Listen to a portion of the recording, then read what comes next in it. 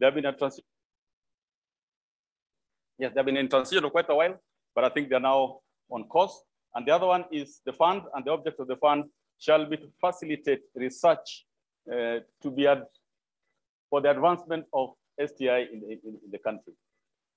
Let's moving slower. Let's keep some. Yeah, there's something about the museum which for someone I was very interested in, but you can read. I think the act allows for recommendation for the establishment of an STI museum. Anybody can pick up that. Where is it? Can I press it? Press it next. Press next. The laptop. Yes. So skip up to there, and we're just emphasizing the same thing which were there in the speeches in the morning, that COVID-19 has presented an unfettered prospect for countries to invest in STI.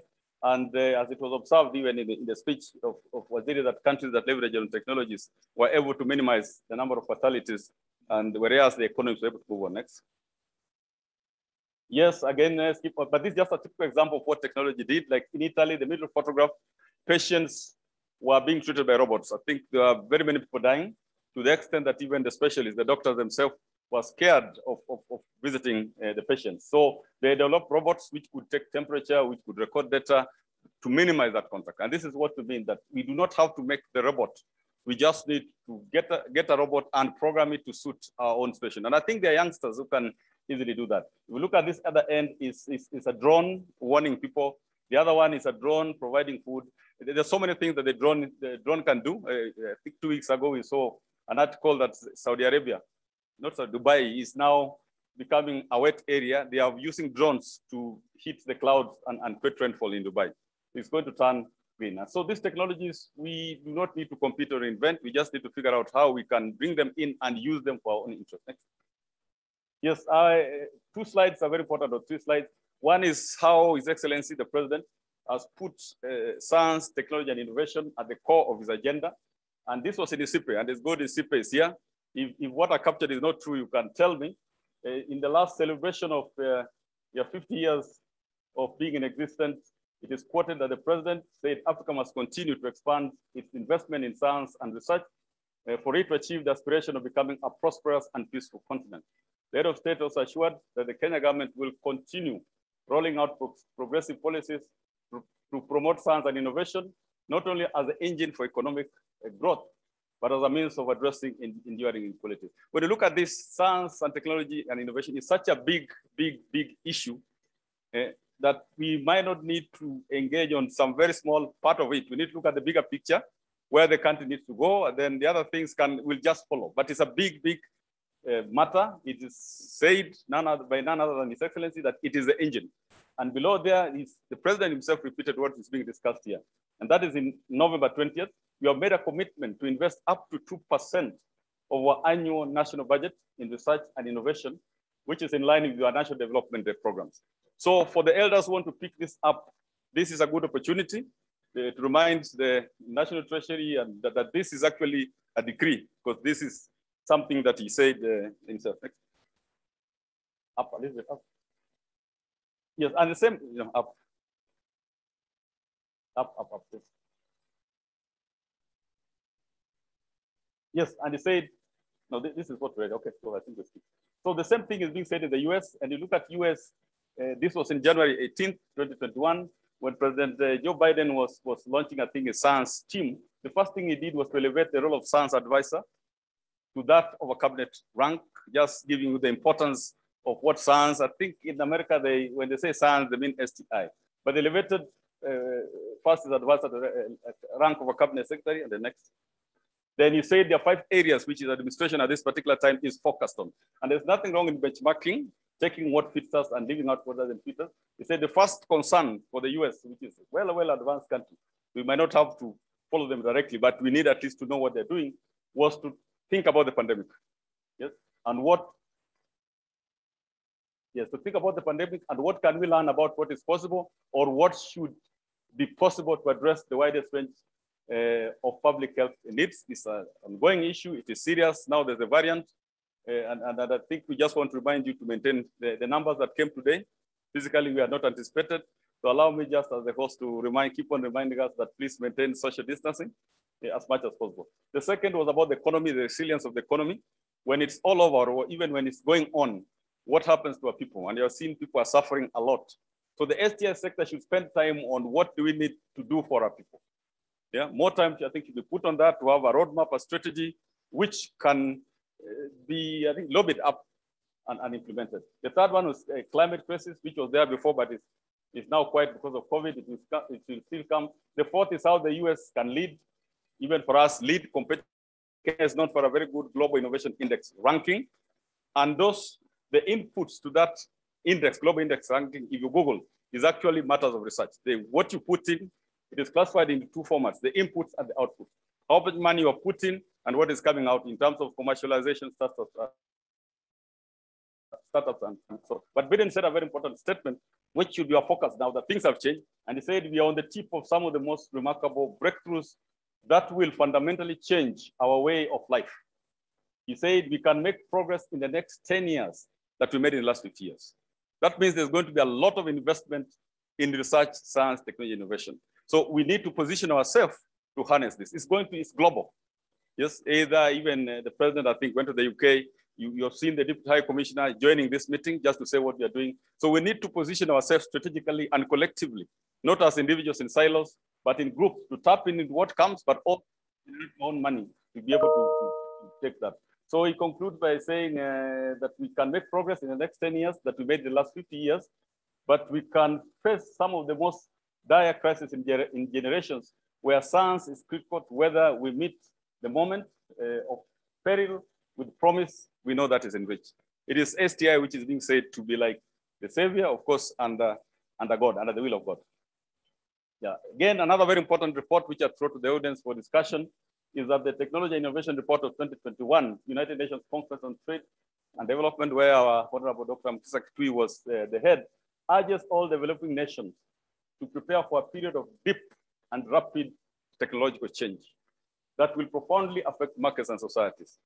So even as we strategize or even come up with a 10-point plan or 20-point plan, we need to figure out, because it's coming and it's already started, are we going to wait and see, or are we going to be part of it in a way that helps us not to be consumed by everything? So all countries will need to pursue STI policies appropriate to their development stage, not the other, an economic, social, and environmental conditions. And this requires the strengthening of STI, and the COSTI partners therefore have instituted measures to ensure comprehensive realization of the provisions stipulated in the STI Act. And one of them is the mainstreaming of STI. Now skip, now move. Now these are the legal notices. Our purpose has been mentioned well, proceed. Yeah, just the functions. Professor Somo went up to 5. So I'll just go like number 1, develop.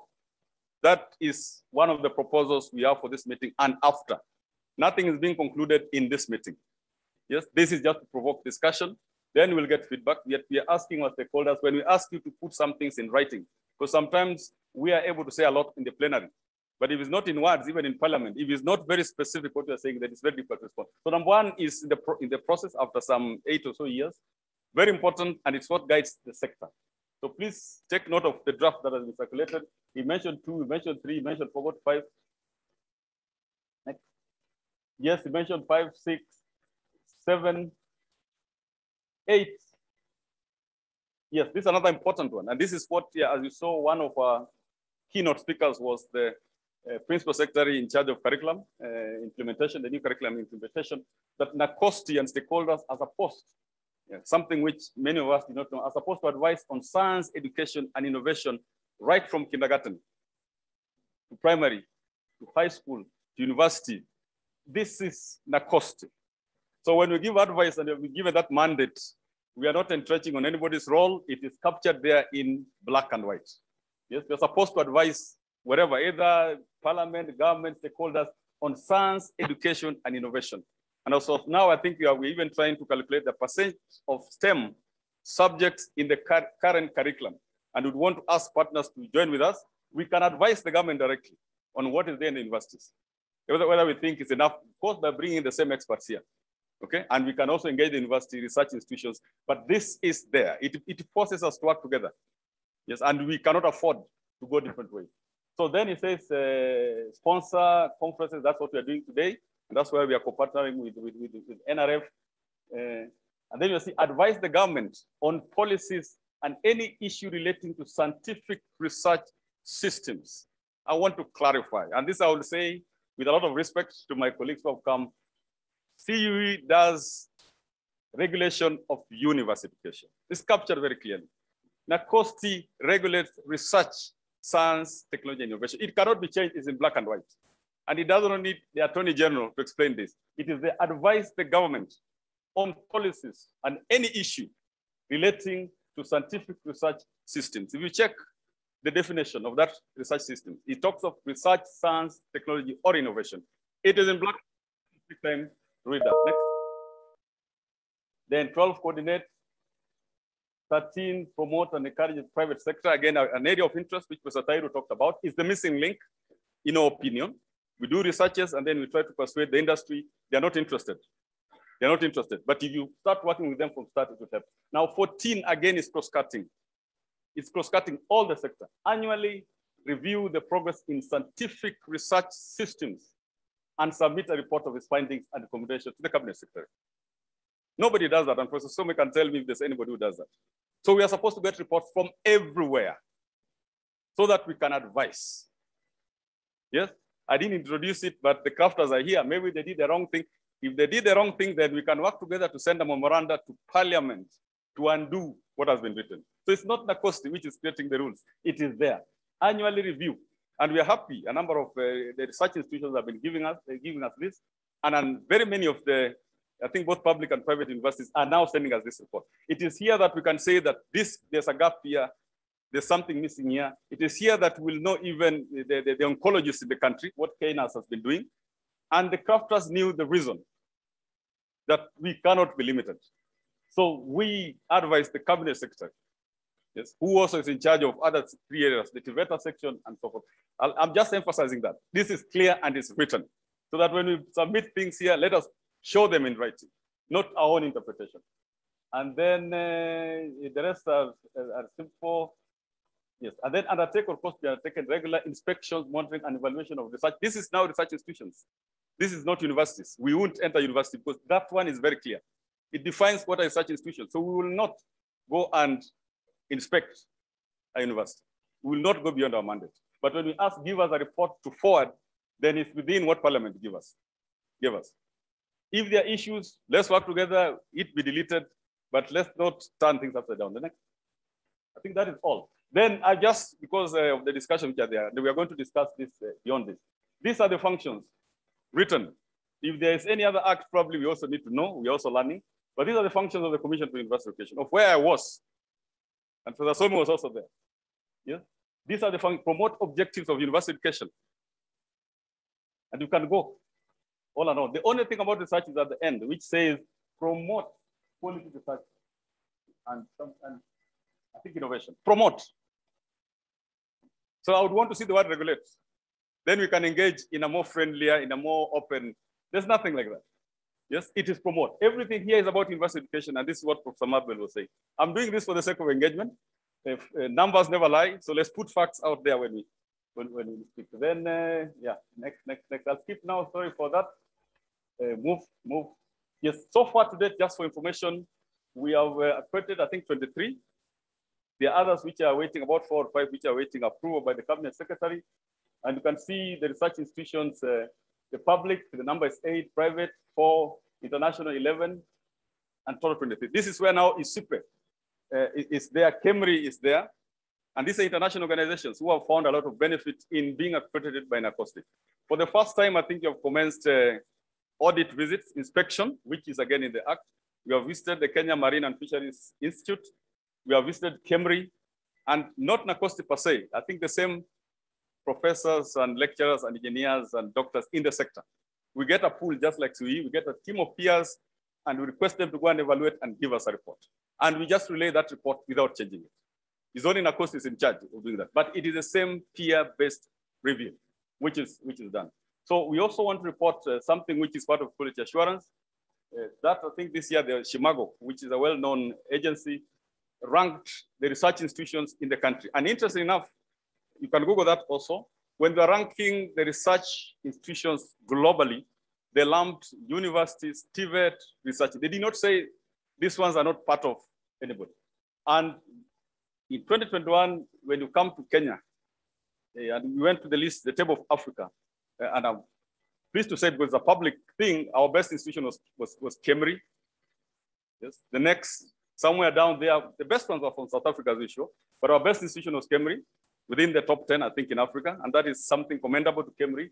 The next one was ILRI, again, very, very commendable. Then we went down, and to our very interesting surprise, Aga Khan University was there. So there's something that Aga Khan University is doing, which maybe you do not know, but it's meeting the targets and the STI indicators of those global benchmark. Yes, and you know, it's about ranking is about perception. You can't rank yourself; somebody else has to rank you. And Chimago is well known, like the Scopus is well known, so they have ranked them. Then below there, you will find the University of Nairobi and the others following. These are again documents which are there. So this is in terms of areas. This information can be available, so I don't have to go, but it tells you the areas where those 23 institutions fall. Then the next, external monitoring, move to the next. Legal notice, I think that one, move, I'm just keeping. Yes, this is the 12, the contested 12. If you're lucky, I will not contest it here. But there it is. There it is, the way it is written. Again, I just spent 1 minute. It says, subject to the provisions of any other law, a person shall not undertake scientific research in Kenya without obtaining a license under this act. Then it goes to 2, which is very true. Subsection 1 shall not apply to a person conducting scientific research. The word changed to within. This is Miscellaneous Amendment 2014. And Professor Somi or Dr. Rugut is here, we'll just speak briefly after I've done this. But the word changed in 2014, Miscellaneous Amendments 2014. It changed from under to within. Again, if you want to insert back the word under, then let's work together and we take it back to Parliament. It is not the costi which has changed that word, under and within. Dr. Good maybe will say something. But the word is within a university or an academic research institution. That's 1 and 2. But read number 3. Sorry to say that, but read number 3. Number 2 maybe absolves you partially on number 1. But number 3 is 2 has not absolved 1, but it has not absolved 3. Any person, an individual, not institution. Yes. Here in research, we're talking about an individual. They could belong to the Kenya government, they could belong to ILRI, they could belong to a university. It talks of a person, not universities. Yes. So again, we can't say that we're overburdening universities because it's the individual will be overburdened. That is a written fact again.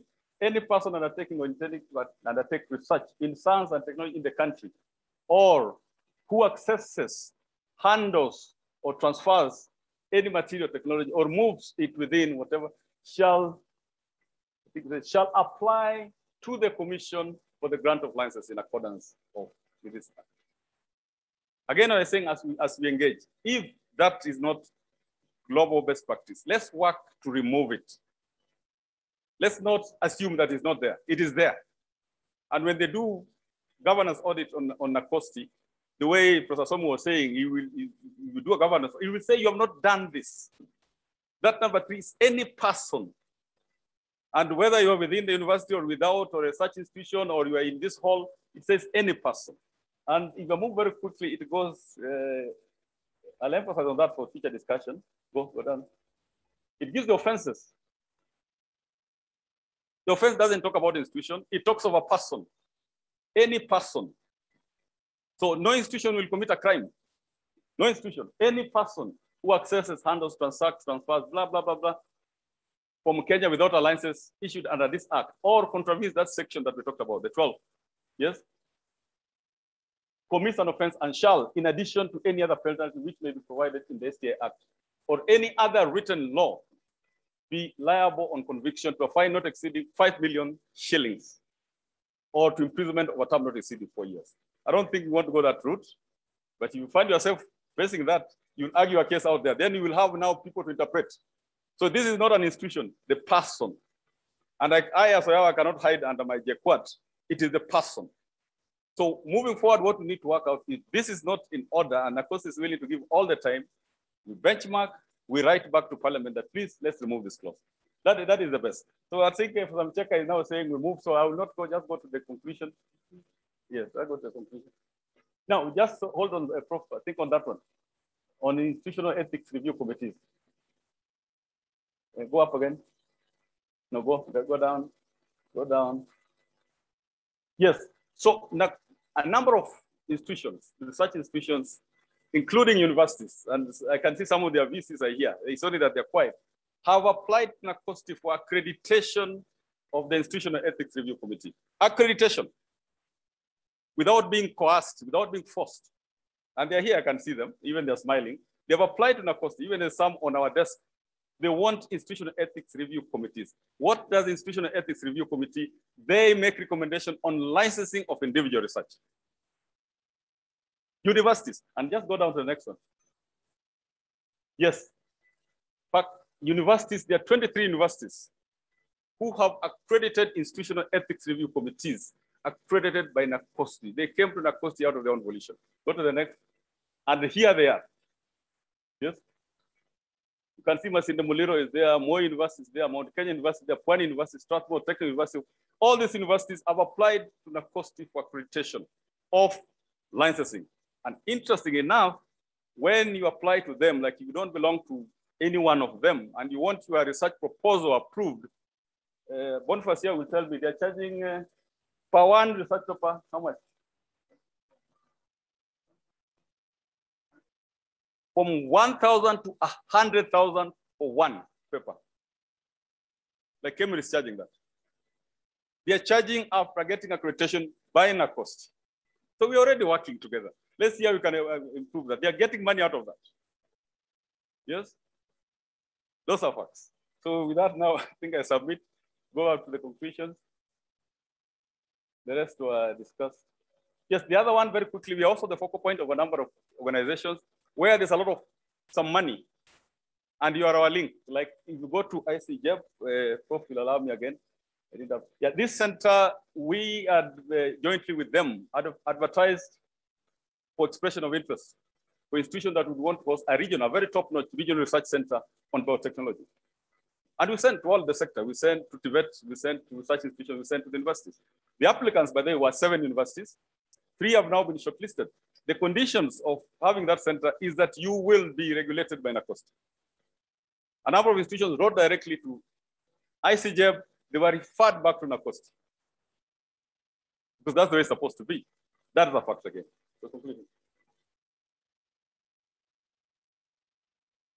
Yes, these are just the drafts of the proposed, which I think has been circulated, proposed STI priorities. With this slide at minutes, we just go up to the end. And these were the resolutions made in the last symposium in November in Mombasa. No, move to the end. And these are the national research priorities. If you look, just hold there. If you look at this one, there are supposed to be 5 consortia.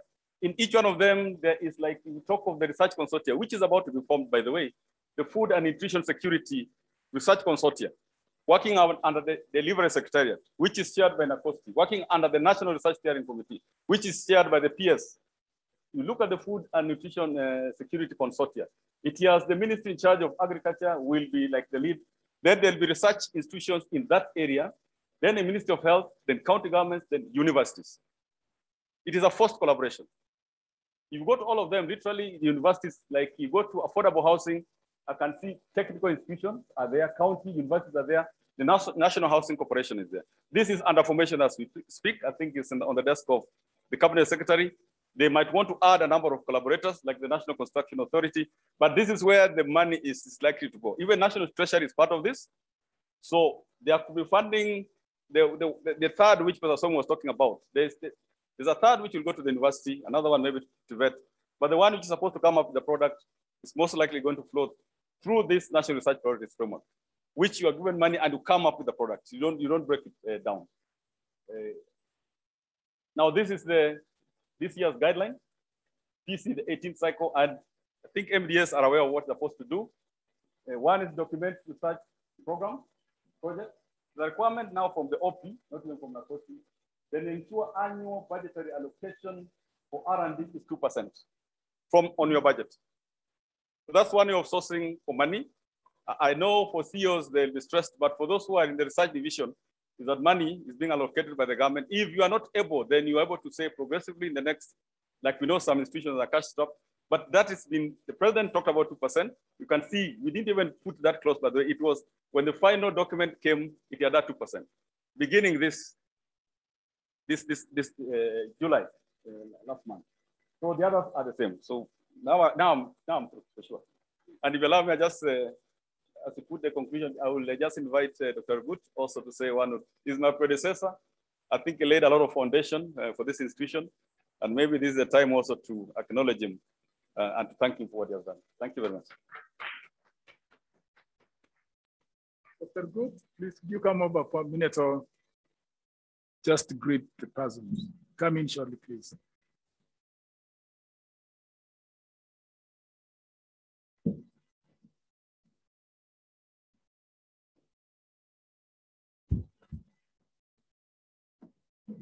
Very much for your professor. Mine is just ready to give a perspective of international organizations, which in Acosti has over the years become the focal point. And of course, with it, we studied with the universities that, for example, there is already a call. I say, for example, the National Center for Genetic Engineering and Biotechnology, International Atomic Energy Agency. You know, these are all known facts because they are there in our website. Things like what we call AFRA, which is the African element of the same.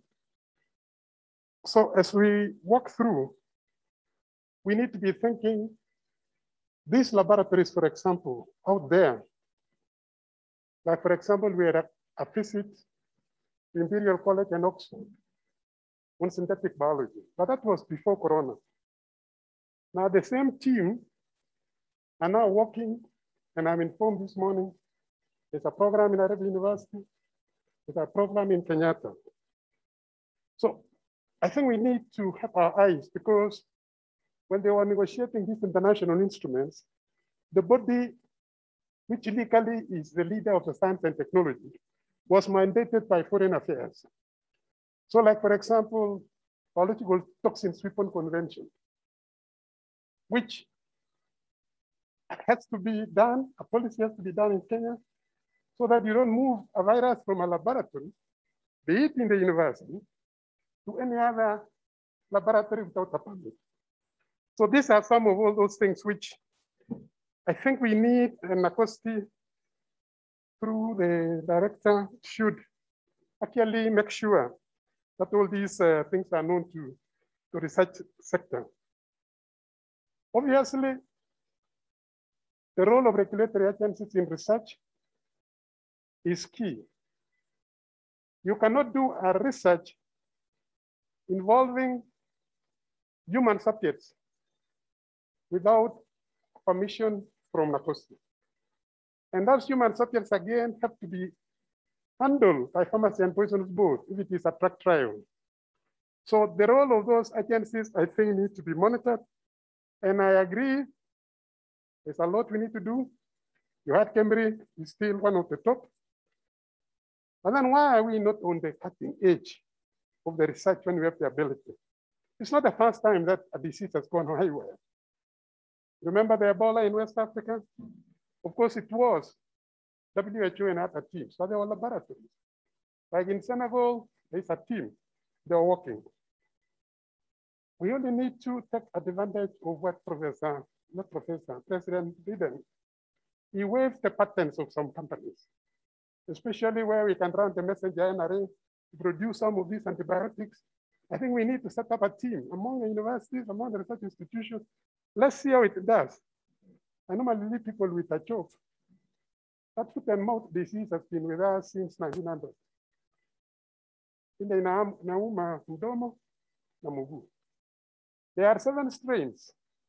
Kenya is the leader, producing the vaccines for almost all of Eastern Central Africa. There's no much technology because we know the outbreaks will be either South African type 1, type 2, type 3, type 4, or A or C. Those now are called variants. So, but we don't vaccinate all of them. We make sure that we look for ones which have cross immunity. So I think let's work with the government agencies to drive this agenda forward. With those many remarks, it was also a pleasure coming in here. Currently, I'm just a farmer of country, but I requested 1 year of rest. Now I'm ready to join science. Thank you. Thank you very much. Please give him a clap. Thank you. Thank you very, very much indeed, Moses, for those remarks. In addition to Professor Yawa's long remarks, I have seen a hand by Professor Kam of Kisii University, but please, Prof, allow me to bring in Professor Marwanga, who is the chairman of Kenya, and they will talk about the state of the national innovation systems in its contribution to the Big Four agenda.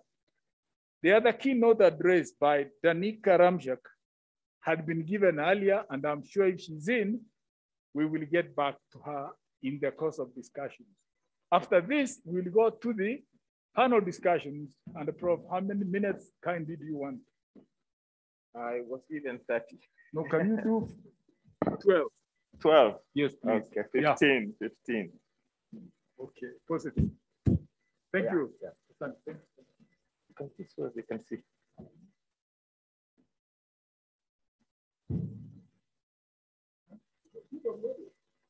I gave him.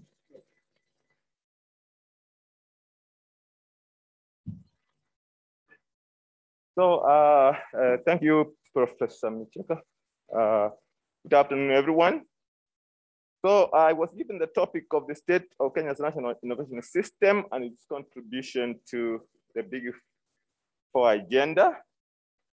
And as you have heard, I'm the chairman of the management board for Kenya National Innovation Agency. So we are the one who have actually been trying to get Kenya up and running the last couple of years.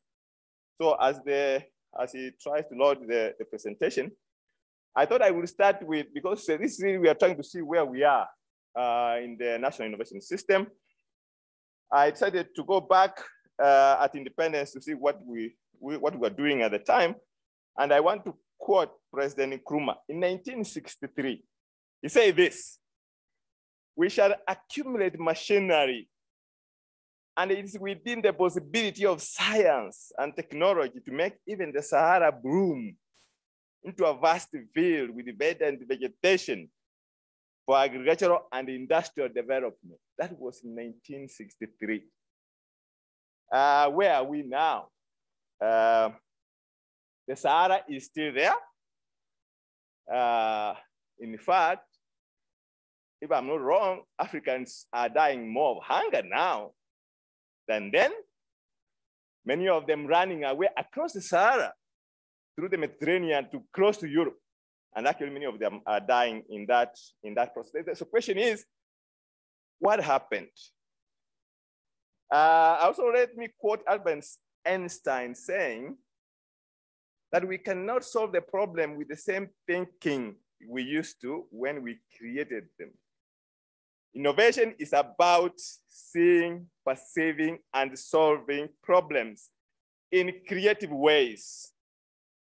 Requires a sense of purpose, dreaming, and thinking to solve them.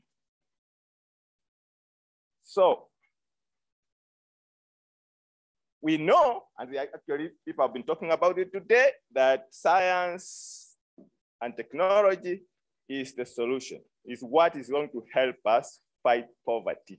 Of all those problems at independence, if we had actually really implemented our programs of science and technology, maybe we wouldn't be in this position we are. So we know that R&D, can just scroll down to the third one, yes. Is what can fuel really R&D is critical for innovation and obviously for economic growth. But the research itself should yield practical results, which means it should solve problems.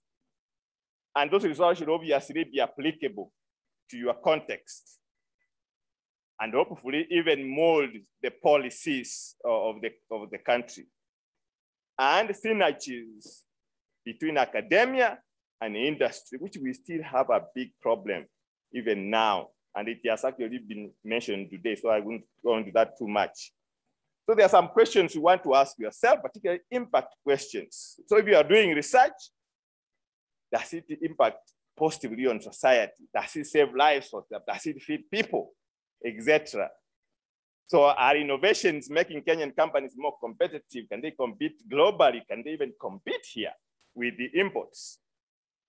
Do ideas emanating from Kenya improve the quality of life? Has our research improved our quality of life? Does it enlighten the policymakers? That is assuming they will listen, because I think we try sometimes, and those guys who are actually responsible for policy don't listen. Like I was listening to Professor Sobe earlier, feeling very sad because it's 10 years since they were working on this STI. And 10 years right down the road, as you will see shortly, even the funding probably is even less in the percentage it was then. Anyway, research obviously drives economic growth, as we have seen. You can see like 1% increase in R&D spending can grow an economy by that much, 0.6%.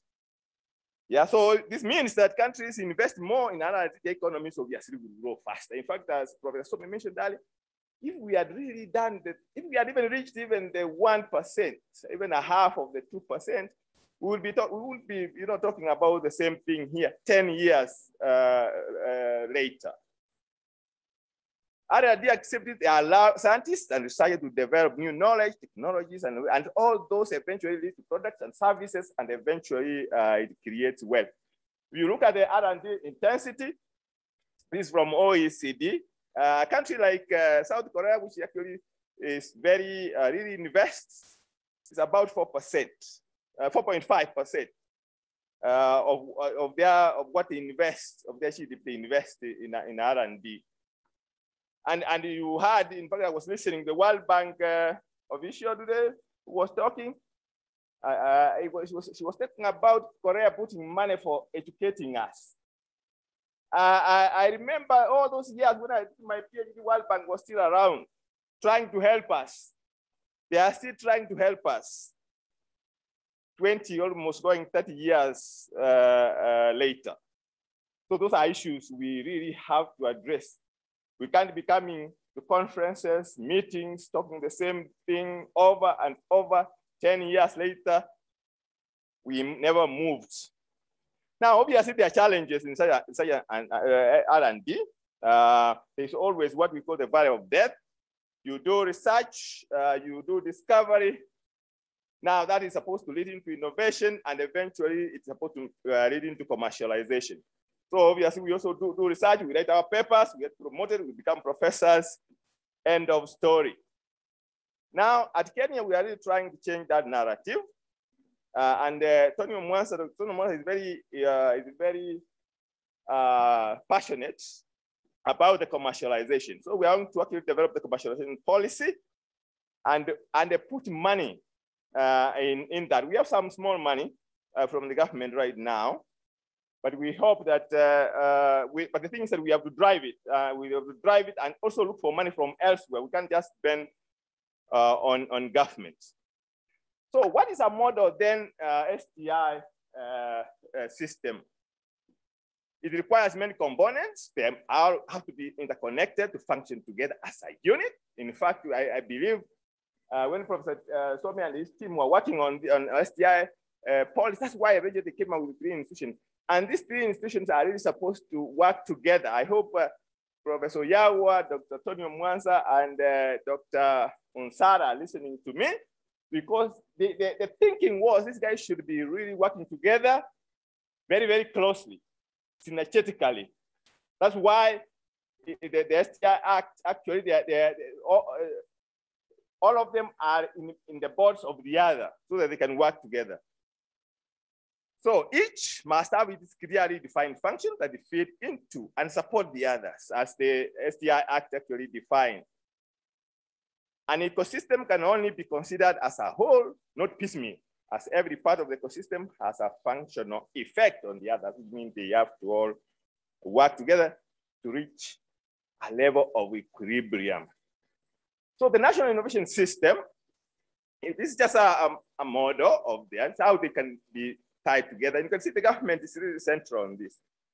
Bring academia, industry, and the marketplace together. So that the government has a big role to play in this. And eventually, when we are measured in terms of innovation, how we are going, it is really is the government. What the government has to create an enabling environment for this to happen.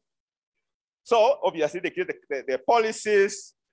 They can increase investment, direct, priority areas with the help of obviously of NACOSTI. They can also create incentives for where to invest, and also encourage private sector to participate. And obviously create institutions, basically governance institutions and other institutions to make sure that the ecosystem works. So what has happened then in the last couple of years? We have had a couple of bills or acts of parliament that have actually tried to do this. We started with the Vision 2030, which envisions Kenya as a newly industrial middle income country by 2030. Of course, we became middle income a year or so ago, lower middle income, but we hope that by 2030 we could have industrialized. Do we see whether we are really going there? Myself, I'm not so sure. So in the Vision 2030, STI is clearly recognized, as some people I think mentioned in the morning, as the enabler for industrialization and economic development. Then from the Vision 2030,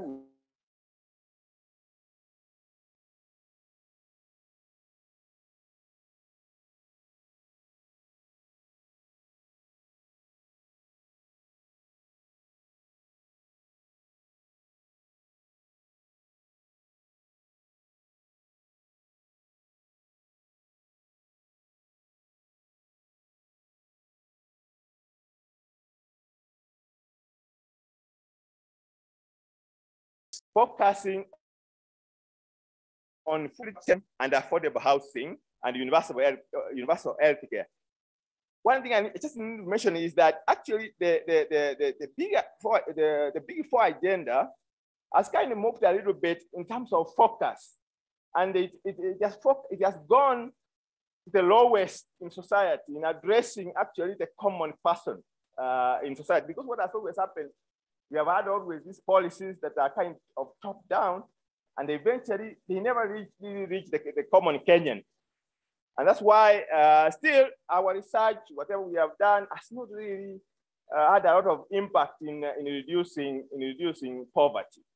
I used to challenge our people when I was in Stanford University that if we are here in 20 years or 30 years and the Kibera is still next to us, then we really haven't done our job as a university.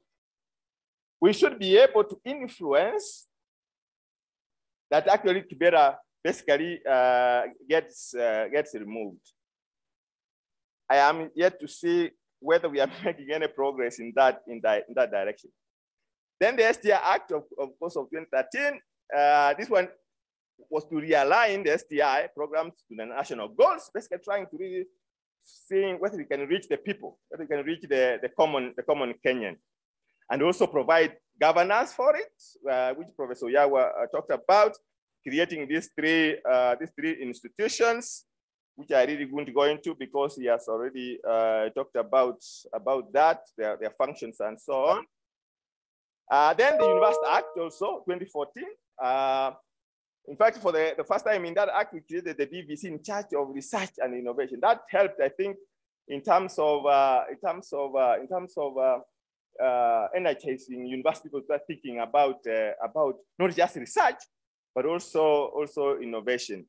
And then creation of incubators, which are now really coming up. I remember when I returned from the US, came to Stanford University, I actually created the first incubator at Stanford University around 2008. And when I was creating, when I was talking about what's an incubator, I had to spend a lot of time to explain what an incubator was at that time. But now everyone seems to know what it is.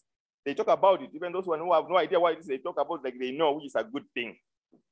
Also improved focus on innovation and entrepreneurship in the university. The TVET Act also of 2014 also has helped actually in creating the necessary links between technical institutions and the private sector. Because remember, these universities or these DTIs and so on, they are created to produce the workforce. The workforce must end in the private sector, or at least a large number of them. That's the hope. So if this link is not there, then there is always the problem that and we are accused about that all the time, that we train people. We don't train. We don't know what the employer wants, and also as accelerated technology transfer process to some extent. Now, then there is the issue obviously of funding in the STI. You have to get adequate and sustained funding mechanism to support quality education, research, and innovation. To be able to do that, you can actually, if you have enough money, you can also attract, train, and retain best and practice young researchers in science and technology and engineering too. Then establish autonomous, self-governing national and regional research mechanisms at university and other academic institutions. Now, the role of academia here, of course, is very critical, because these are the ones who generate new knowledge. They, solve problems that come up, train scientists and engineers. And so this is only achievable through establishing effective research and development system in the universities and research institutions, and also strengthen the role of universities, the TVETs, and research institutions. Sure. Okay. So now, then the issue of collaboration. This is a big thing, and this is a big gap. It's a big problem that also Kenya we are trying to address, the issue of collaboration and linkages. Because if there's no clear working linkages from universities to institutions to government and the private sector, then it never really works. It never works very well. I saw where I went to school in the US, the universities work very closely with the private sector, with the government. You find, in fact, some of the research facilities of government, for example, if it's in agriculture, are within the university. And that way you can actually address problems that come from, for example, from the farmers in the local area. That's one area we are still very weak. We are trying to figure out how to energize that through the Kenya National Innovation Agency. And then the strategic collaborations, obviously, should aim at enhancing strategic national, scientific, and technological capacities and capabilities, and then promote country, regional, international collaboration and partnership between public, private sector in existing and emerging areas, and in terms of also knowledge sharing. So what has happened in terms of funding then? I just want to give a little bit about funding benchmarks.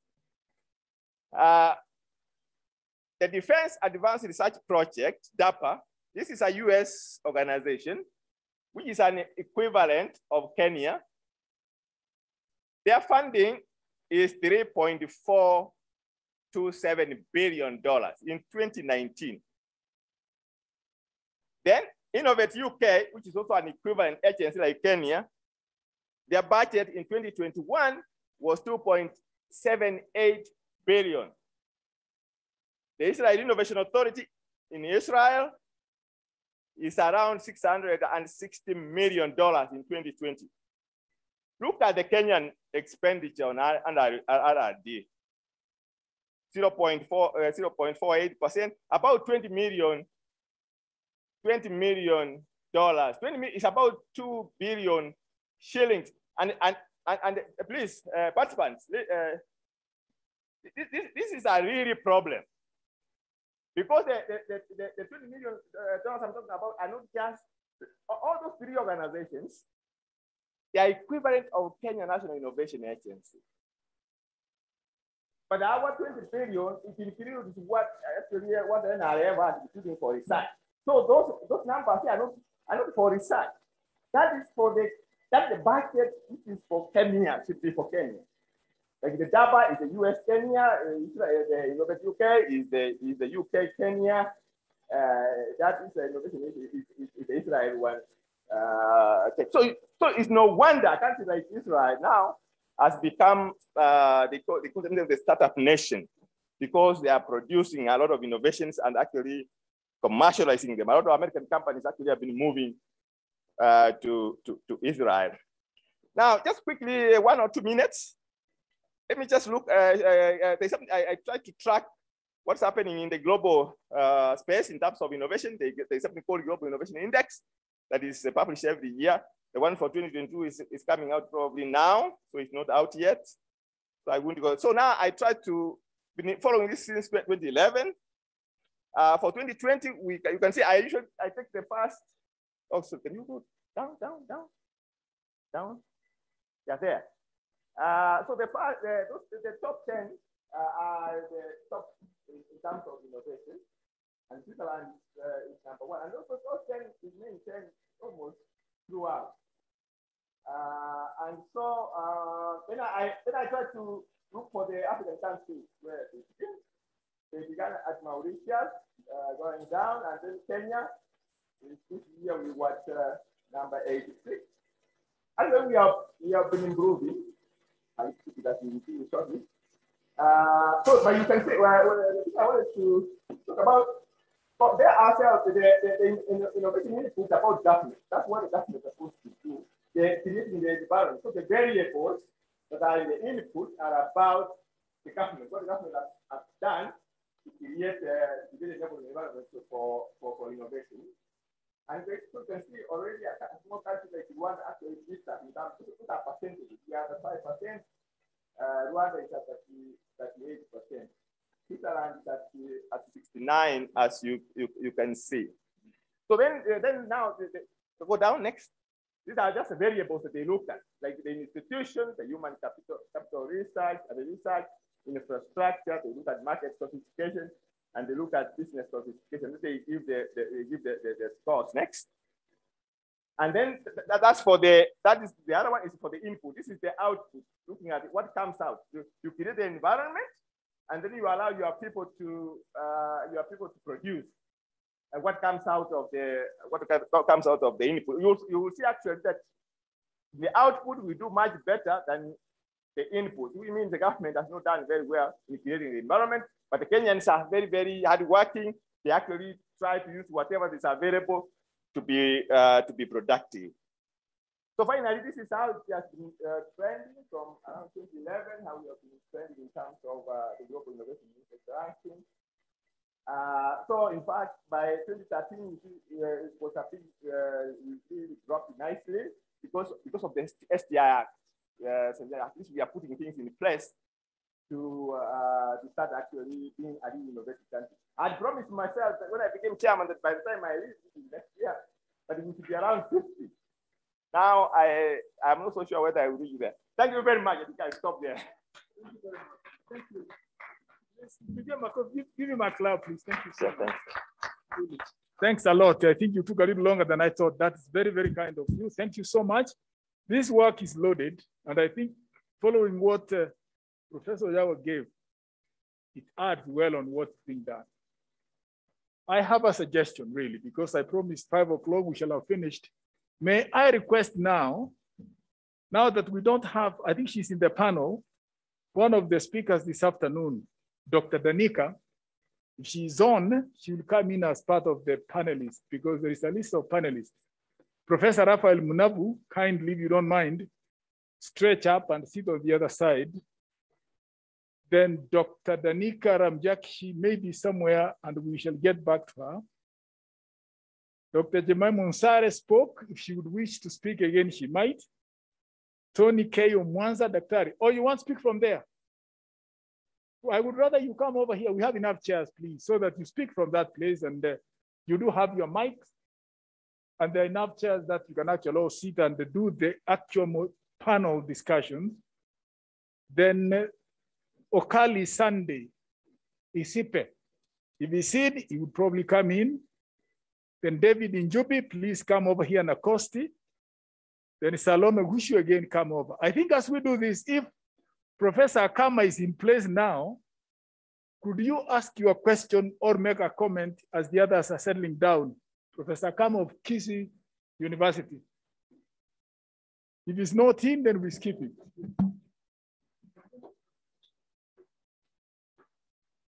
The questions are very clear. Discussions, indicators, impacts on Kenyan global competitiveness and technology innovations, priorities in scientific, technological, and innovation activities in Kenya, implementation of national research priorities, framework, impacts of STI on national development in a disrupted world, and lastly, STI as the vanguard in the delivery of the Big Four agenda in a disrupted world. So really, repetitive, but I would rather really that I allow the panelists,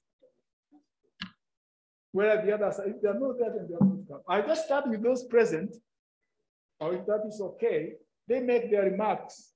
Then 5 minutes each, please, if you don't mind. Then I will now call those who are out on virtual to make their comments. So could I start with Professor Raphael Munabu? Any of those discussion points, please. You have your mic? Yes, I do. Please proceed. Allow me to address this topic in the context of an organization that I've been associated with for the last 10 years, and that is the Kenya National Academy of Sciences, which is really an organization that is established to promote the STI, to promote science technology for development. What I have seen over the last few weeks where we have been engaging is that it is time now, as a Kenya National Academy of Sciences, to begin to work in a collaborative way with other agencies and not as a silo. And let me give you examples, and I will be very brief. One of the most important things that was even proposed early this morning by the PS is that Kenya needs to have entities, Kenya needs to have science and technology parks. Some people call them innovation centers and so forth. This is something that, and it's being proposed now. The Academy has been working on this for the last 4 or 5 years, working with the UK, and you saw the UK presentation, the Royal Society, working with the National Academy of Sciences in America, working with the Chinese Academy, BASF Academy, and so on and so forth. But it is almost like a silo in isolation. Times have changed. And I believe that moving forward now, we need to look for a way, Prof, in which we are going to collaborate, not only as an academy, but as a country, moving forward and work with these organizations in setting up science parks.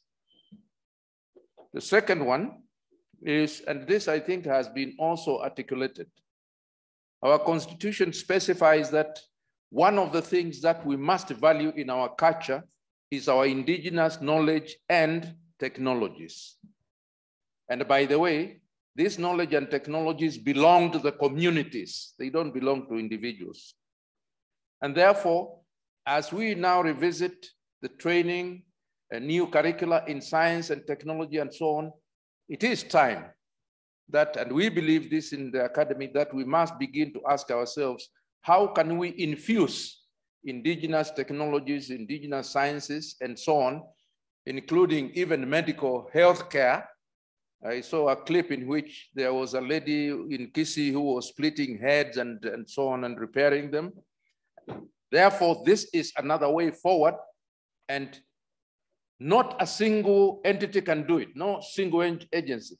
We have to develop a framework in which we are going to do this jointly. We are talking about indicators. Indicators, when you talk about indicators, even global indexes and so on, even when you are asking, how many researchers do we have? How many people with PhDs? You remember in the morning, the PS was saying 495,000 and so on in Kenya. What is the desirable rate? Where do we have the statistics? Where are the statistics domiciled? This is something that the Academy periodically does. The Academy publishes 3 publications on science and technology every year in 3 levels for physical sciences, biological sciences, social sciences, and then on general sciences. I think that is very important for us to note. We have just had something about the link with international agencies and the collaboration with the international agencies. Again, and the Academy has been doing this, but let us remember, it is not as an individual, and I think moving forward, it will be a country level linkage and engagement. For example, the International Science Council, all countries that contribute to science and technology belong to International Science Council. And the Academy represents Kenya in this International Science Council. It's extremely important for us to realize that it is not the Academy, it is the nation. It's a national thing. The International Inter-Academy Panel for Health, again, and that is international, we do that. And what we are now saying, moving forward, we need to move as a team, not just as individuals. And incidentally, the Academy was established back in 1983, and you may be interested to know that the driving force in the introduction of the Academy was T.R. Odhiambo, ISIPE, the one who started ISIPE, and other people like Richard Leakey, and so forth. I'm just about to finish. I think private sector engagements and commercialization is extremely important. That is something that we have been, again, working with, and we believe that this is an area where we can, again, generate synergy. We have worked very closely with international agencies. This is my final point, Prof. And one of the things that we did was Kenya was identified as the country in Africa that would be able to steer MDGs 2004. And all African countries, including Americans, UK, and so on, came to Nairobi, and we sat with them and we said, what is the role of science, technology, and innovation in ensuring that we achieve MDGs? Money was given by Americans, and we worked for 10 years. Come 2011, 10 years later, there was no money, but everybody said the only people who can manage this now is the Academy, the Kenya National Academy of Sciences, and therefore, 2011, again, we held, and I think it moved on to 2015, where now we were asking ourselves, how are we as STI agency, how are we going to ensure that we achieve SDGs? What is our role in ensuring that we achieve SDGs? And since that time, we established, again, regionally, on an annual basis, we have what we call the annual meeting of African Science Academies, and there are over 30 of them in the country. Ghana, Nigeria, South Africa are big, but Kenya is bigger than all of them combined. No, sorry to say that. Kenya is not as big as that. But nevertheless, we have been working on an annual basis, and every year we have a theme that we discuss, and it has to do with SDGs and so on. And we say, all of us collaboratively, we are going to move forward. What I'm saying now, Prof, is moving forward, because Professor Micheka I happen to chair the organization. Micheka happens to be the secretary. He also happens to represent the Academy and Kenya in the African Science Organization, at the national level. So beginning from now, Prof, we should now move collaboratively with synergy as a team and not just as individuals. And I really want to thank you very much. We are moving forward. Kenya, we need to be proud. Kenya hosts the Association and Academy of Sciences for all Africa in Karen. That academy was funded by Obasanjo, over $5 million, I can't remember the year, given through TR Odhiambo. Kenya still hosts the annual meeting of African Science Academies, but the organization called NASAC, the Network of African Science Academies, all of them coordinated, are housed in Nairobi. And therefore, Nairobi, Kenya is the hub of science, technology, and innovation in Africa, recognized by all African countries. And therefore, they are looking at us and saying, which direction is Kenya moving? Then we can also move towards that direction. We have responsibilities, all of us. Thank you very much. Thank you very, very much. Prof, really, give him a clap, please, because he's telling us what actually we should have done. And I'm glad that you have really put that very heavily. And I do hope that some of the members here will become fellows and members of the Academy. Everybody, let me say this, everybody's there. I just wish to call Ms. Mary Mwiti. She's not in. Phyllis Wakiaga, as the list goes, is not in. I do hear that my VC, Professor Victoria Ngumi, is present. And if it is okay, can you please, Professor Ngumi, do your 5-minute presentation, whether here or is she there? Professor Ngumi, yes, Victoria. I'm there, Mr. Chairman. Can you hear me? Yes, I can hear you well. Can you proceed, please? 5 minutes, Okay. Prof. Thank you very much, Mr. Chairman. I might even take less. Thank you. I want to start by thanking the organization for inviting us to this very, very informative conference. I was also invited to participate as a panelist, and I was particularly asked to look at technology-oriented higher education. And that is what I will just say a few words about. Now, since inception, JKUR's approach to innovation has been to develop products and processes that support rural and especially small-scale farmers to work smarter. To this end, JKUR instituted several programs to support innovation in the university. One, we have what we call an innovation fund. The university started this innovation fund, which is managed by our research, production, and extension division, and it funds innovation projects.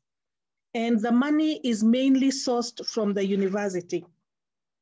Secondly, we have what we call the Tech Expo. And this is a student-led program that seeks to highlight innovations arising from fourth-year student projects, mainly in engineering and information communication technology. A number of these projects have so far been incubated to become businesses. The third one is the Department of Intellectual Property and University Industry Liaison.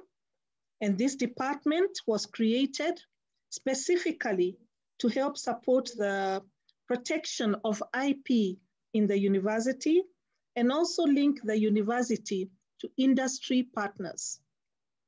We also have the JKUR Industrial Park, and the Industrial Park was started to help incubate innovation projects to commercial status.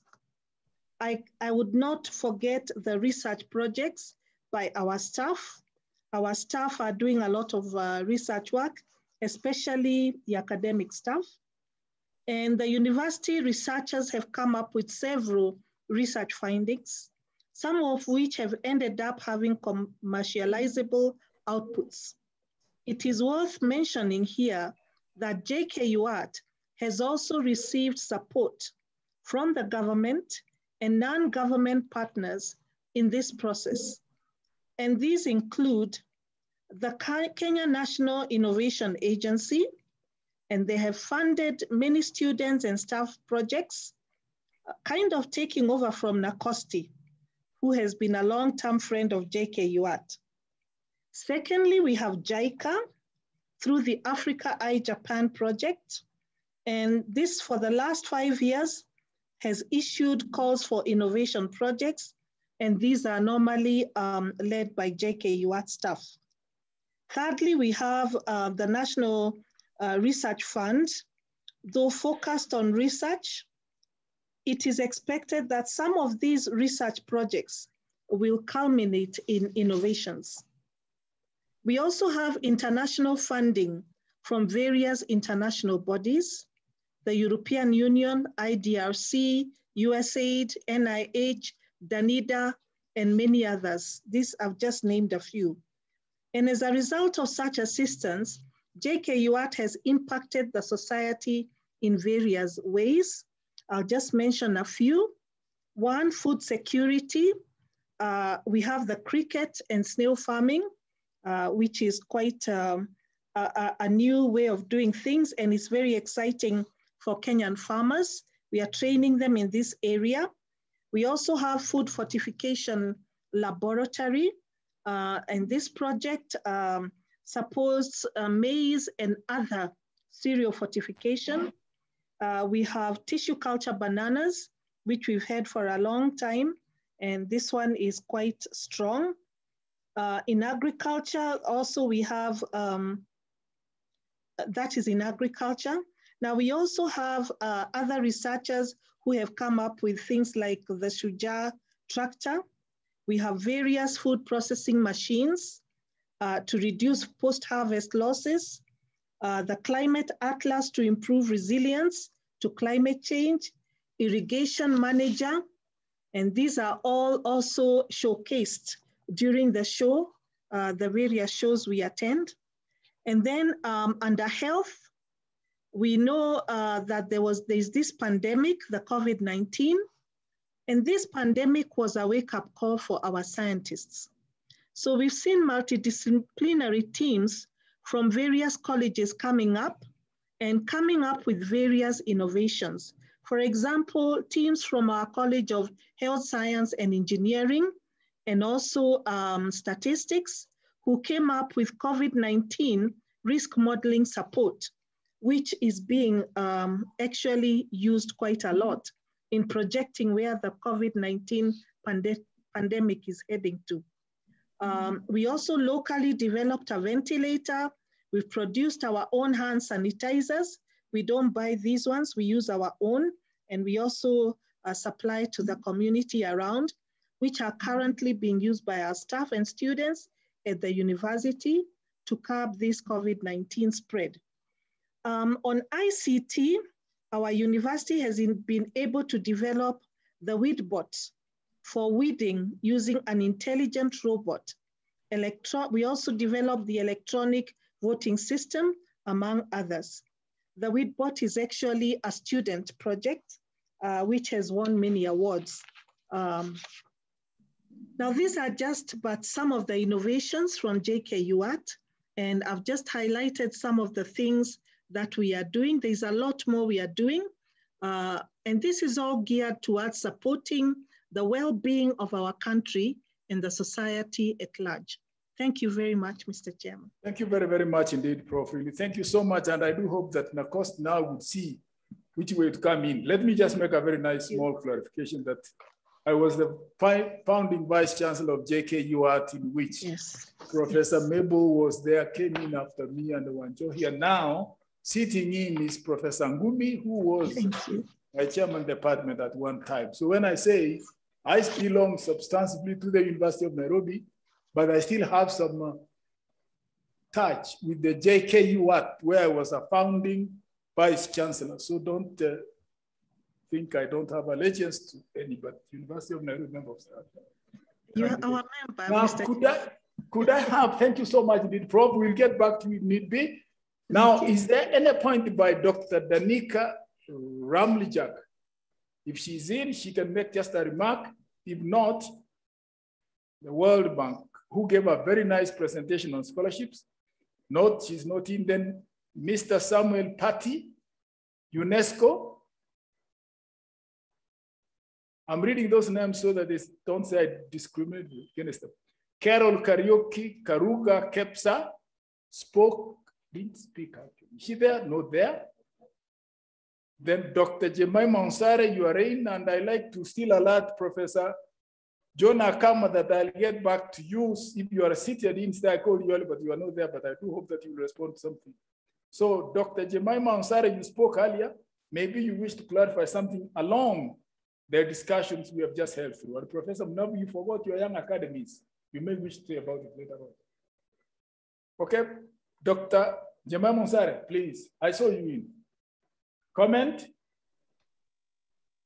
Thank you, Prof. Well, I don't have much to say, but I wish to make comments on two themes. That is the ST&I indicators and impact on the Kenya global competitiveness in technology. And I'll also make a comment on the priorities in ST&I and innovation activities in Kenya in the context of the NRF experience. Now, starting with the issues of the STI indicator and the impact on the Kenya global competitiveness in technology. Actually, like many other African countries, the monitoring and evaluation in Kenya was not well coordinated until 2005 when AMCOS, the African Union Ministerial Conference, which took place here in Kenya, adopted a plan, the Science, Technology and Innovation Consolidated Plan. And one of the recommendations was the need for African states to embrace STI surveys, that is the STI indicators. And from that time, I think we've had about 2 surveys. One was done in 2014, and the other one, we did it recently. That was about 2 years back. And I think there's one that was done by the Kenya National Innovation Agency. Now, from the reports of 2018-2019 financial year, the findings that came out of that survey is that there was an indication of low investment in STEM related programs. There was also low awareness in IP matters, and that squarely lies within the innovation docket. And of course, there was need for HR capacity development as well as institutional capacity development. These indicators actually act as a mirror for the institutions within the ST&I governance, so as to improve on how best we can implement the programs that we are running at the moment. And so many speakers have highlighted the need for joining efforts. And in this regard, I think it will be appropriate for the institutions within the ST&I governance to join efforts and make it a priority in carrying out such kind of surveys frequently so as to inform our policies and operations. And by so doing, it will enable us to improve the weaknesses or gaps that I identified within the sector, and by so doing, we'll be able to improve the performance of the country as far as matters on STI are concerned. With regard to the priorities in ST&I innovations activities in Kenya, our experience through the research programs we have funded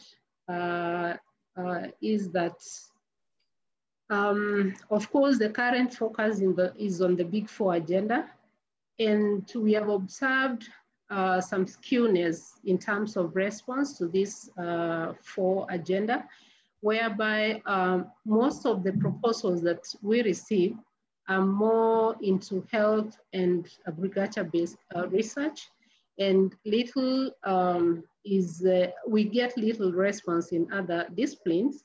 And this is a great indication that there's need, or much more needs to be done so as to bring these other disciplines into par with the other sectors which are doing well in research. And the current approach we are taking as NRF is to embrace the approach of collaborative synergies through forming of consortia. And I mentioned in the morning, we have started with the course we launched last year. That is the research for COVID-19, the desert locust inversion, as well as cancer. And in so doing, the target is to embrace a seamless collaboration from inception of ideas to ensuring that the final outcome reaches the market. And the expectation is that each consortia should contain all the necessary expertise that will enable implementation of such programs that would move beyond the laboratory into the market. And by so doing, we anticipate that the outcome will be quite beneficial, and it will contribute to the overall socioeconomic development of the country. And of course, this will overcome the way things have been happening within the ST&I sector, whereby researchers work for promotions and publications. And the expectation out of this new approach is to go beyond there. I think that is what I have to say, Prof. Over to you. Thank you. Thank you very, very much indeed, Dr. Really, that's a good summation of what you spoke this morning today. I see Dr. Tony.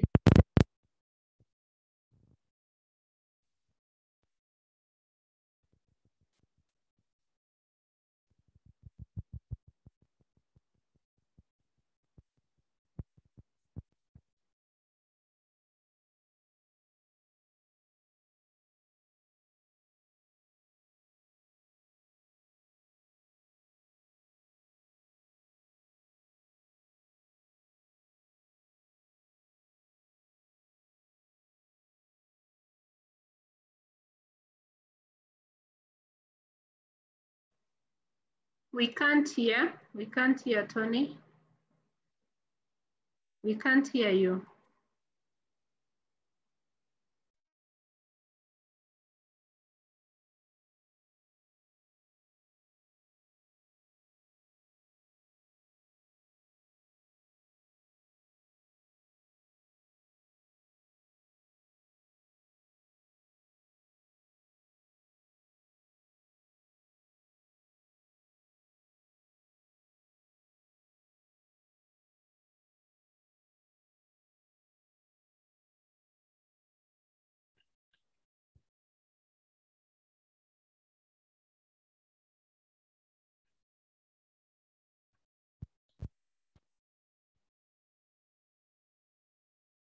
Tony.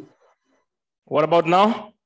Good, Yes. thanks. Okay, go ahead. Yeah, so building up on what the chair presented, Kenya National Innovation Agency Chair, Professor Marwanga, and some of the remarks that have been made, I am thinking about making a build up in the context of the agency, in the context of institutions, research institutions, universities, and even private sector, and try to keep it as simple and practical as possible so that we see what is our role in that whole process.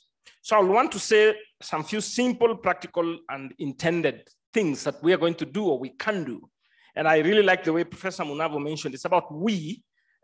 Specific institutions can provide some leadership, but it's largely about we. So I have 3 points. The first one is to articulate with clarity about what's the end game. So how do you measure that end game? What is it that we're trying to achieve? Second is what is our institutions able to do, what our institutions can do, universities, research centers, and so forth. And thirdly, what is Kenya either doing or planning to do in the context of helping us to get to that destination of the end game. So on the context of the end game, I try to list things out.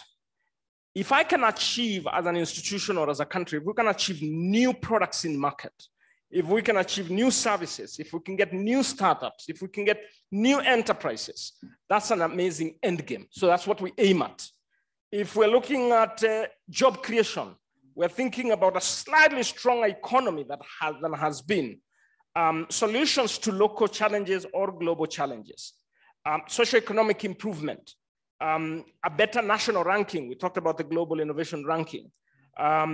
And alternative revenue for our institutions. We want to find ways of enhancing income.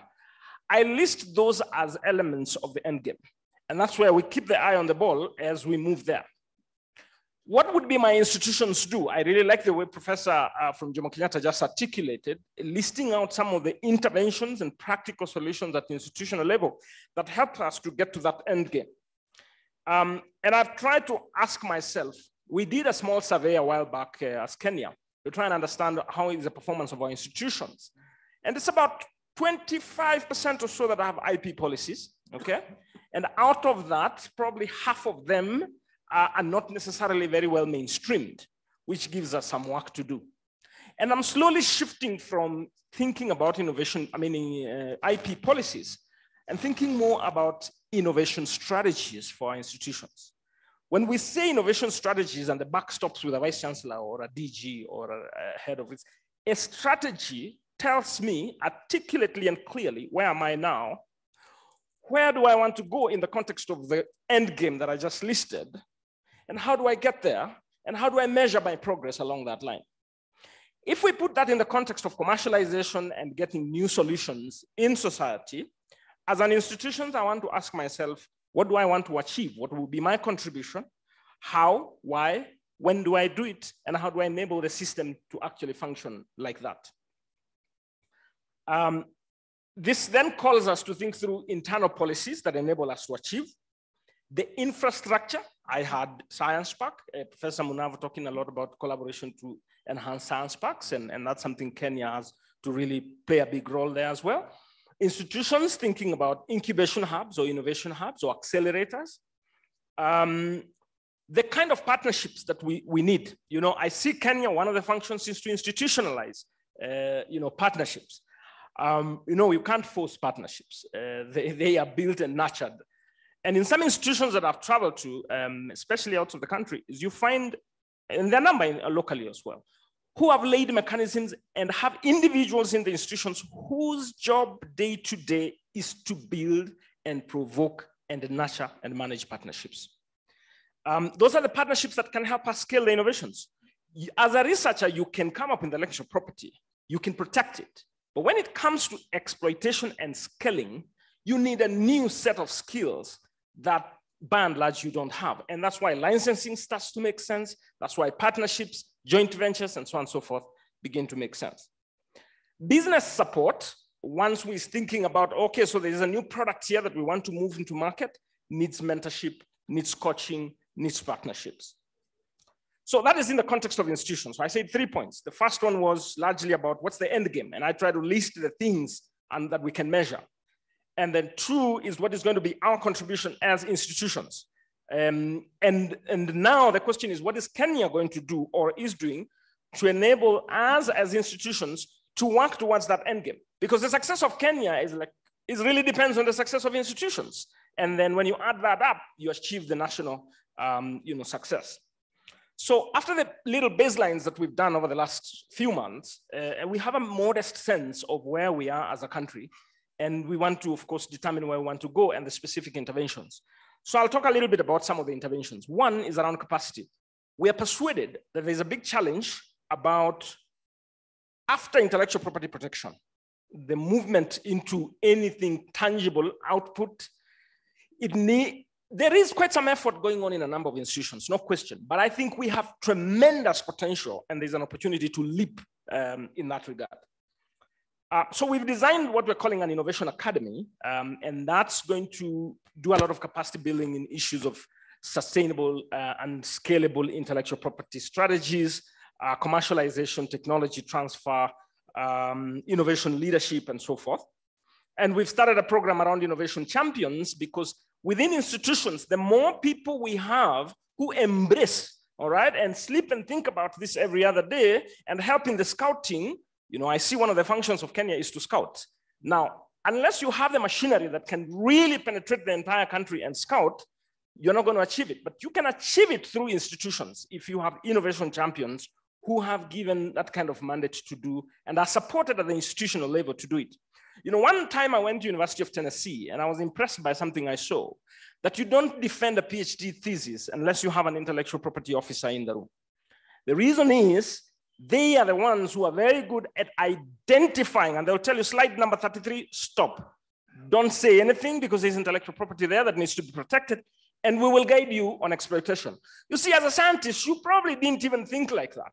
Somebody has to help you with a business mind and begin to think about the kind of partnerships that you need. And by the way, that office starts immediately to proactively think through the kind of partnerships that you need as a scientist because you are not necessarily strong in that area. All right.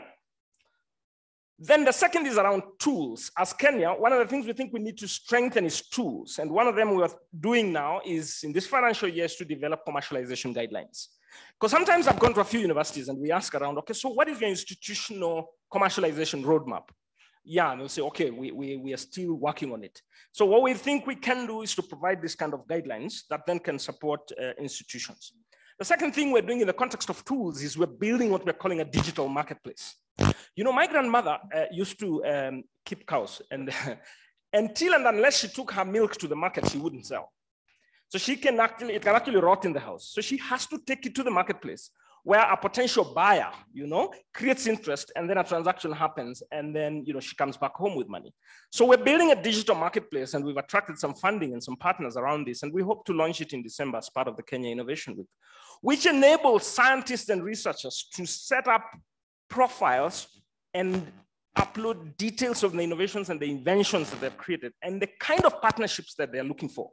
And then on the other end is industrialists, financial institutions, legal officers, and so on and so forth, who then create interest to help scale. Like I did say earlier, the university may not be strengthened in commercialization and scaling. It takes some external partnerships to help in the scaling narrative. Finally, thank you. Yes. Finally is we have a commercialization summit. I think it becomes necessary to also start taking through people about the processes of commercialization and the business case of that as part of our Innovation Week in December between the 6th and the 8th of the last month of the year. Partnership, partnership, partnership. It takes relationships to build these partnerships. And we hope that we will work together beyond our SGI sector to build the right kind of partnerships. And we've started, we are building a huge list of institutions that we're beginning to work with. And we hope that we'll diffuse more and more of this into our individual institutions. Thanks. Thank you very, very much. You really have heard now the marketing partnerships. Now, Dedan Kimathi, JKUAT, Sigalagala, KU have products to sell, plus others, they are actually stuck. Could you now go out and seek them? You are here, they have said it in no uncertain term, and you have said you shall go out scouting. We pray that you actually do that scouting. And I mean Kimathi, Sigalagala, JKU, KU, and others have already ready materials to market. Thank you very much. The next person, actually, very briefly now, could be Michael Okola. Are you around, Michael Okola? I see you there. Just a statement. Yes, thank you. I'm here. Yeah, Asante sana. Good afternoon. I think the sharings from my colleagues and my seniors this afternoon have been quite insightful to me. I've learned a lot of things through this. So I've worked for ISIPE for a while, and I also serve as a member of the Multi-Sectoral Working Group at the Rollback Malaria Initiative in Geneva. And I just want to share two quick things that I've learned through my experience that I think might help here too. You know, the famous philosopher Mark Twain once said that if your job is to eat frogs, then it's best to eat it first thing in the morning. And if your job is to eat 2 frogs, then it's best to eat the big one first. Now, I think there are certain frogs, so to speak, that we deal with when we talk about partnerships for multi-sectoral action that we need to address at this level and very early for us to achieve anything. One is the problem of silos. I think one of the assumptions that's usually made is that through meetings and all, we can deal with silos between institutions and between ideas and between researchers. And so you end up working together towards some kind of goal, but that doesn't happen. In order for you to deal with silos, there's need to come up with clear strategies and people to champion that fight against silos within institutions, but also within even ideas. You know, Tony spoke of innovation champions, and that could be one of the avenues that you use to break down some of those silos. At Rollback Malaria, when we started, the problem was that people would come together to discuss ideas, very great ideas about how we'd work together to move new technologies to malaria control. And then everyone would return to the institute, and after 1 year, we'd meet again in Geneva to have the same discussion until they formed a very deliberate action plan and group to deal with that. And I think it's something that we might need to address very early here. The next thing that I wanted to highlight here also is about partnerships and raising funds. I think, you know, one of the problems, I think, is that when science mixes with politics, with presidential agendas and all, we always tend to move away from that discrete description of problems in science to instead describe things very globally. So we take, for instance, and say that we are looking for innovation for food security. But what really is that? You know, I really think that even at a very high level, one of the sharings I would give here out of the successes that ISIPE has had is that we may need to refine a bit how to describe what problems we're actually trying to solve through science and innovation, and then prioritize. There are lots of things, we can't solve them all, but we won't solve any until we prioritize and go for only those few clearly defined problems. So within, for instance, the whole issue about food security, that's a very global goal. But I think innovation requires us to break that down to very refined problems, which can then attract people who are focused in very narrow areas to come together and partner to solve those. That makes it easier to drive the search for resources. And it also makes it easier sometimes to demonstrate to government, if you are hoping they fund you, that you're actually meeting certain goals and moving in a certain direction. Over the last few years, I've worked a bit with the private sector, trying to, and ISIPE's technology transfer unit, trying to get out technologies to the market. And one of the things Tony might agree with me about this is that you realize that unless you are very clear on a very narrow area you want to solve and have a very clear business mind for it, the private sector is not interested. So when we started, for instance, at rollback malaria, we had the same situation I think we're dealing with today, where you have only 1 or 2 private sector people attending. And the reason back then we discovered was because we described the goals very, very globally, nothing specific. People who look at their time in terms of business had no reason to attend those meetings. And as that became clearer, when goals moved from malaria control to developing a test kit for malaria, we started seeing interest from different people attending because of those specific interests. So just to summarize again, I think those are 2 things that we need to deal with very early. One is to develop a very clear plan for breaking down silos without leaving it to every institution going back and hoping it happens. And then the other is refining our goals a little clearer than government. Let's do it like scientists so that it's very clear the problems we are trying to solve and the solutions we're developing for that. That gets the private sector interesting and other people. So I'll keep it short for now because of time. But, yeah. Thank you very, very much indeed, Michael. Really, prioritize, break the silos. Prioritize, break the silos. Thank you so much indeed. We have 2 more to go. Dr. David Njubi Nakosti, summary of what your boss said. I shall be strict about 3.5, 4 minutes, please. Hello, can you hear me? Yes. I'm David from Nakosti. Maybe the 3 areas which had already been said by my seniors. This one is on national research priorities, the issue of STI priorities, and also the STNI indicators. Just one for each. For the national research priorities, there are 3 levels. We have had the PSs, and in particular, we have the PS for National Treasury, so that maybe it can help in terms of funding. There's also the Priority Delivery Secretariat, where we have the CEOs, and then now the consortium, where we have the sector working groups. And in terms of financing, of course, the NRF will be the lead. But for each of the sectors, they are going also to source from their MTF, medium-term expenditure framework, and also collaborate from collaborators and also from partners. On the issue of the STI priorities, we have 16 of them. And I think we have looked at various areas from SDG. We have looked at the Constitution 2010. We have also looked at AU 2063 and particularly TISA 2024. And we have also looked at the Vision 2030, particular MTP3. And also we have looked at the STI Act and the STNI policy. So we have borrowed all that to come up with 16 areas, 16 areas for the STNI priorities. Particularly, there are the issues of STN, digital and frontier technologies. And there's also the issue of international cooperation and collaboration.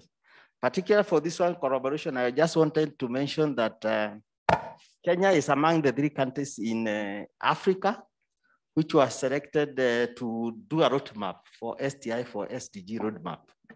And at least we are hoping maybe in the next 1 year, we'll have to try and operationalize what we started with. We have come up with the big 4. We are talking of the food security and manufacturing, and of course with the IT as a cross-cutting issue. So we are hoping we'll be able, the Treasury is the lead agency, and Nakosti is deputizing the NATO Treasury in terms of moving forward the issues of STNI for SDG roadmap. Then the issue of STNI indicators, we know the STNI indicators is a management tool which will help us to assess what we have invested in STNI and also the performance. So in this regard, Nakosti together with UNESCO, we are trying to update our data so that at least we can be able to be in a position where we can be able to say how much we are doing in terms of the innovation indices and also the R&D. And we are hoping then that this financial year we'll be able to carry out that survey. We rely on the primary data and also secondary data. So where we don't have enough data, we'll go out to the field and try to gather it so that we can update our database in terms of STN indicators. Thank you. Thank you very, very much indeed, Dr. Really very nice summation. And we have been here throughout. You are just starting up. Can I just say something tiny, really? That when I used to work as a Director General NEMA, I've been thinking about the 17 objectives of the NACOST. 17. NEMA, I had 27. Similar tough regulations. Riparian, quarries, mining, rare minerals, don't cut trees. Of the 27, for 4 years, I succeeded only on implementing 10. Now, Professor Yawa, you have 17. I did 10 out of 27, just about a third. You have 17, and I hope you do another 8, then you'd have done at least half of the number. I'll count, because the act was just about the same MCA 1999, which had NEMA, National Environment Management Authority, in it. I'm trying to simply say, acts are tough to implement, even when the law works. My last speaker here is Madame, please. And she is Madame Dr. Salome. Thank you. Earlier I had talked about the issues of private sector engagement, but in this session, I'm talking about data, not really the STI data, but they are touching, of course, within the sector because it's an issue of mapping of research and innovation initiatives. And these, I'm basing it with a study that we've done collaboratively with partners from University of Nairobi. And of course, NACOST has also been involved in this work. And I want to really highlight some things that will also bring out some policy perspective. Probably it's an issue of debate and something that probably in the end, we can see what can really strengthen our research and innovation ecosystem in the end. And this study, we were focusing on initiatives within the country, especially the ones in MDAs, ministry, departments, agencies, and all other kinds of institutions. And it was a really broad and very insightful in that we realized there are so many initiatives, including policies that actually focusing towards strengthening issues of innovation ecosystem, and also issues of maybe touching also on research. And eventually, they were all grouped into 6 broad grouping, of which 2, out of the 6, 2 are captured, like they are more of the foundation of them, and then 4 are part of the pillars, which are lying on these foundations. And these groups, we found that they are the initiatives that are focusing on developing and nurturing young scientists and innovators. And if I would give an example of such, when you look at in education, there is the science engineering fair, of course, under the ministry. There is STEM program for especially young girls, which NACOST does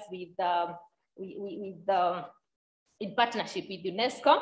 There is DigiTalent, which is at the ICT Authority. Those are just a few examples. There are various examples under that. That is the ones which were focusing on developing and nurturing young scientists and innovators. Then there were those which were grouped as a research and innovation for development. There were broad programs which were seen there more for development. And among those is, of course, when you look at part of NACOST, I bring it the national research priorities. Those are initiatives which are for research and innovation for development, because they are to actually broader one for that.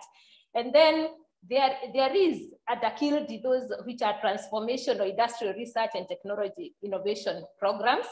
There is the innovation commercialization support program, which has been at the Kenya. And of course, the innovation award, it's also in this category. Then there is another one, which is youth employment and entrepreneurship. is still within the innovation ecosystem. And among these, we found the issues like the key of the Kenya Youth Employment and Opportunities Project, which is actually under the Ministry of the Micro and Small Enterprise Authority. There is a JIRA digital program, ICT. There is Kenya Youth Development policy issues. And another pillar that we saw was on the startups and MSC development. Of course, this one, the focus mainly from the Small and Enterprise Authority. Then we also have under the Ministry of Industrialization. And all these, they touch our research institutions, they touch our universities, because it's where the research output is coming from. Then the two others are more of the foundation. These are all anchored at the regulatory and legal frameworks, and there were several there. And then there is also the infrastructure in support for research and development. Those are the two pillars, like the infrastructure support program by NRF, and also the NRF also comes in terms of research and innovation and development in terms of the multidisciplinary research support, and also the PhD and master's program support for research.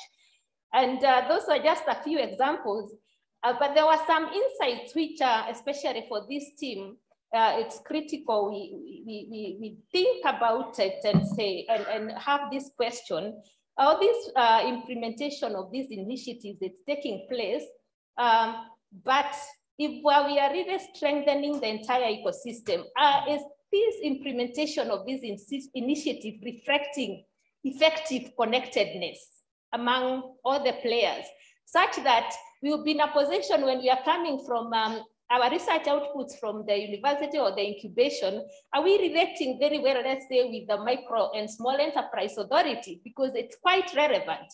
So those are the things that we are actually seeing. How do we actually bring implementation of our policies, have clear policies, not just the usual talking, but have policies that are really implementable and are bringing coherency. And from policy perspective, the recommendation of this study was seeing that, is it time that we have a demand and user-driven solution for research and innovation, such that it provides some coherence in existing and upcoming initiatives, because of course, initiatives have to happen in different sectors, but we need something that which bring interconnectedness, and that can be coordinated. That we have the ROYES, we have the STNI Act, but are we having the guiding now policy? Is it time we start thinking, how do we implement? We have all our other education policies and the like, but what are our thoughts in terms of research and innovation? Something that is user and demand driven for us to implement. That is one of that was a major recommendation, and it's actually a food for thought.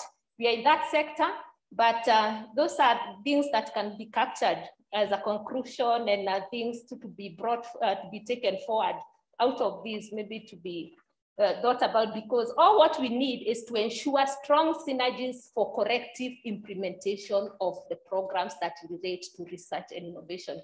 That's my input for this. Thank you really.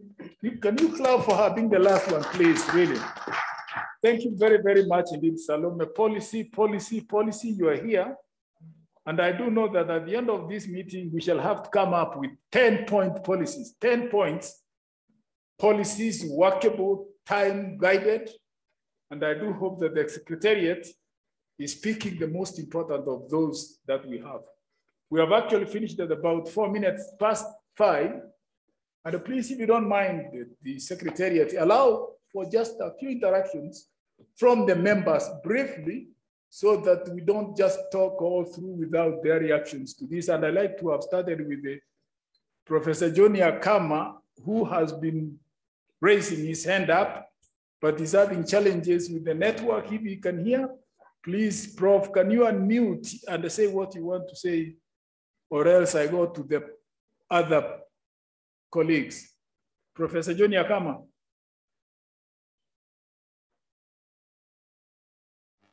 5 seconds is not in now. Then can we open for anybody really with that discussion, if that is okay? Wanyama, are you around someplace? Is there anybody with an issue burning? The colleagues are finished, and I think they can respond if need be. And I really thank you so much. Salome, Raphael, Tony, to be here so that we can have just a quick interaction as we close in a short while from now. Either internally here or external, those who might have a comment to make. This is a heavy matter. Yes, please. I can't. You may wish to say your name, unmute and say your name, please, because I can't see way all the way there. Please, my colleague at the far back with the multicolored mask. Yep. Thank you. David Otuama from Nakosti. I would be interested to follow up on what Kenya CEO said. My last life, I used to be in Korea, and in Korea, before a student presents a master's or PhD, there would be people who are like in our equivalent of KIPI, patents, so that if the thing is so good, it is never published, so that they make money from it, businesses prosper, and the society, the impact is bigger. So coming to Kenya, we have this culture of those of us who have PhDs, you publish or perish.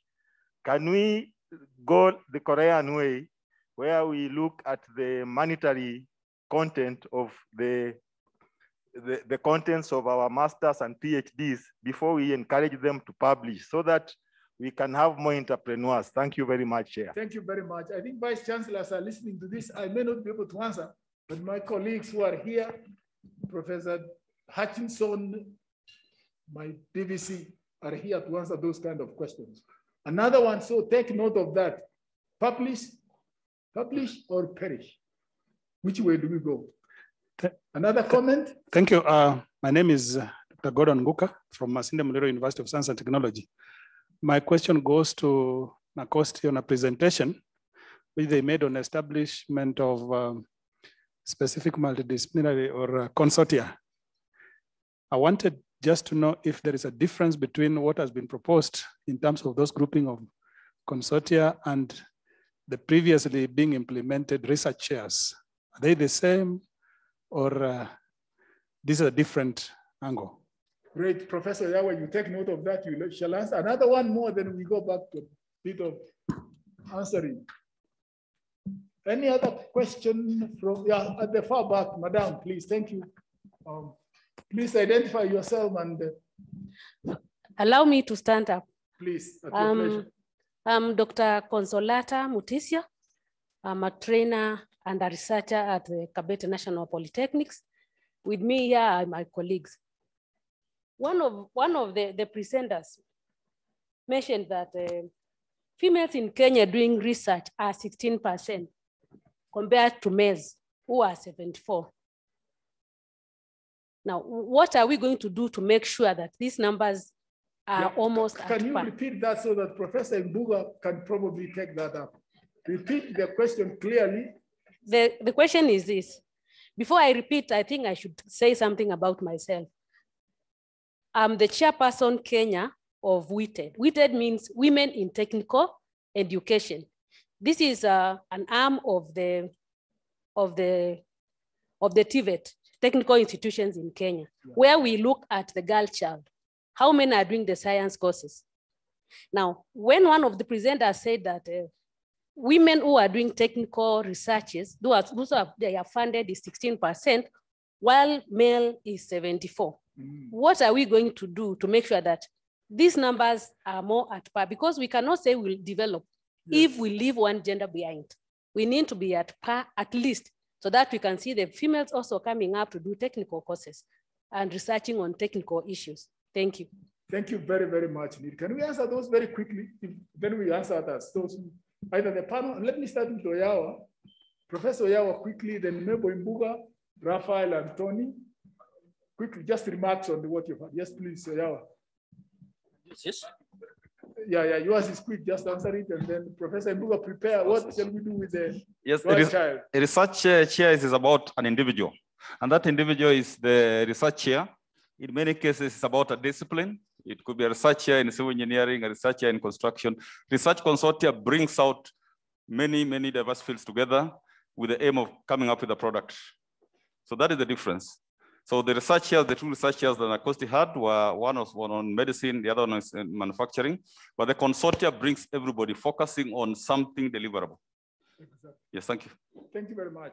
Publish or perish. Who can take up one of the vice chancellors? Or Tony, or you want to add on that? Yeah. Yes, I'll give input to that particular question around publish or perish. I like to ask it in this way. If I do research and I come up with an invention and I establish an enterprise, will I be promoted? In other words, if I published and someone else developed a startup and we were together, one person tends to move faster in the academic ladder because they published, because the criteria seems to favor that direction. And that's why I talk about strategy of the institution. What does the institution really want to promote and advance?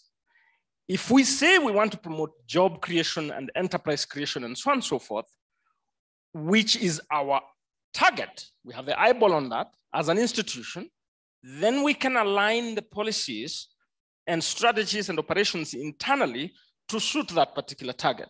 Mm-hmm. So we could easily adjust and say, hey, you know, if you build a startup, you get 7 points. If you publish a paper, you get 2 points. Then you change the incentives and the dynamics. So I guess that's an institutional decision to make, but otherwise currently it seems to favor, from the researcher perspective and the institutional perspective, it seems to favor publishing. And if you say that you want to build enterprises as an institution and create jobs and so on and so forth, then you come internally and make sure that there's a common course called intellectual property exploitation. We have common courses on communication, but we don't put it in the mainstream to deal with intellectual property so that you create that excitement. Hey, when I create an intellectual property, I want to protect it and I want to exploit it because it's mainstreamed.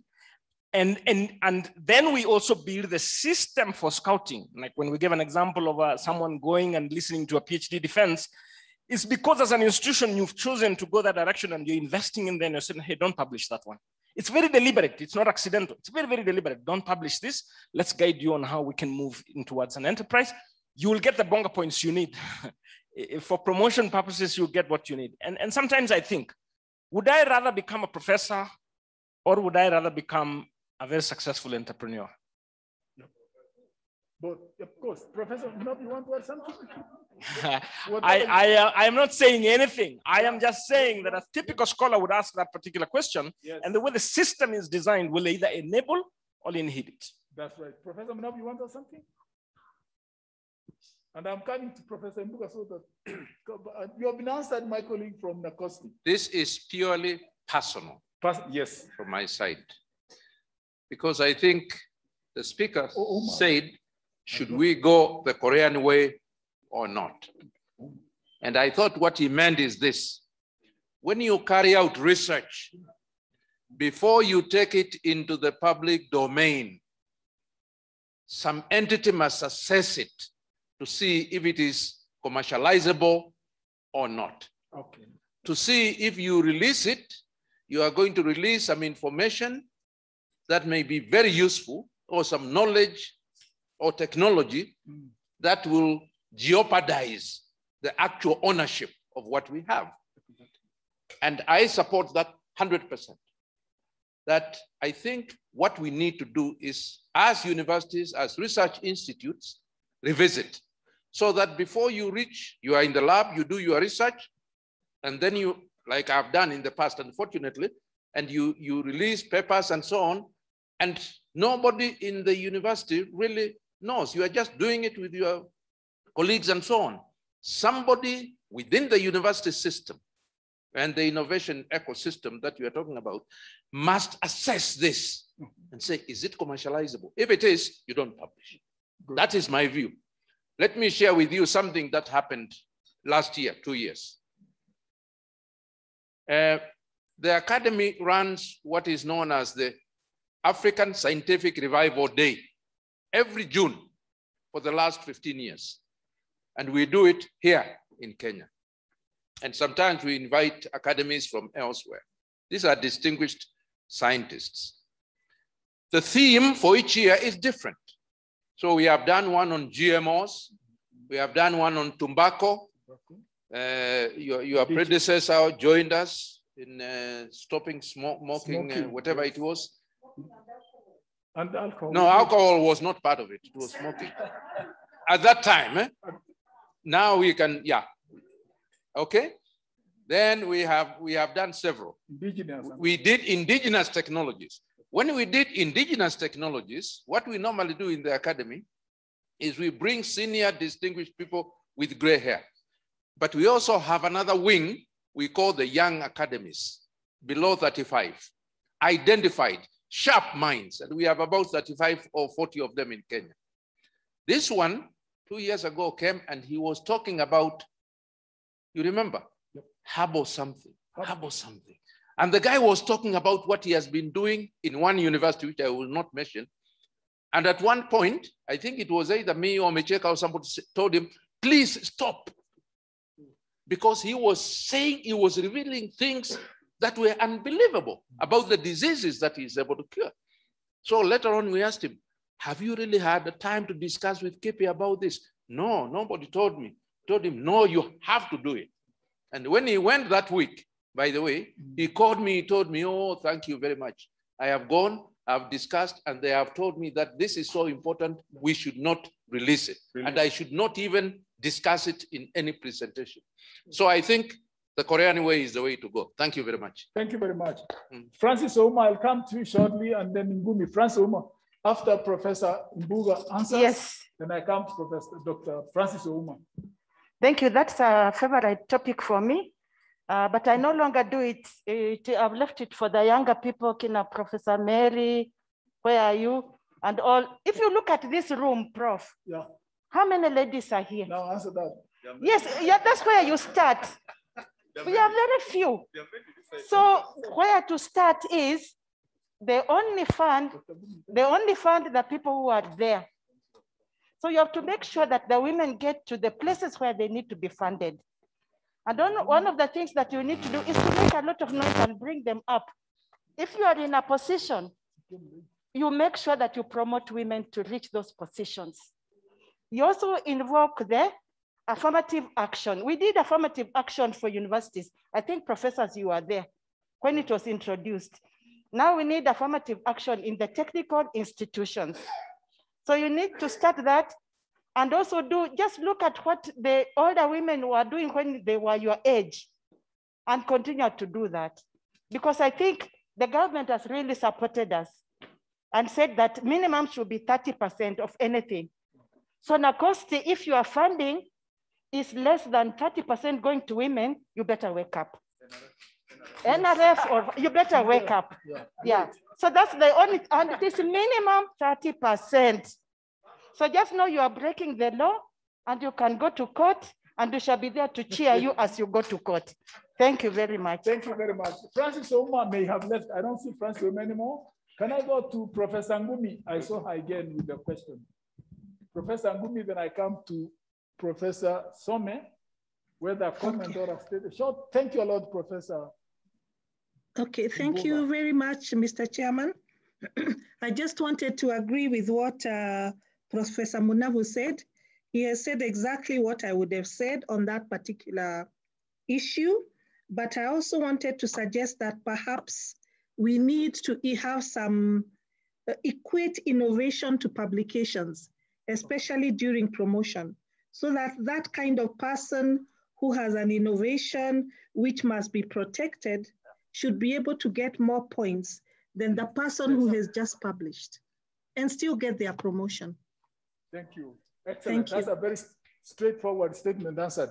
Professor Some, please. And then I still call Ouma left Francis. He was there briefly, but he came slightly late. And then I can't see John Akama is no longer there. Yes, yeah, we'll finish it short.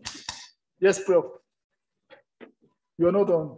Thank you very much, Chairman. I just want to put on record the difference between research training and research.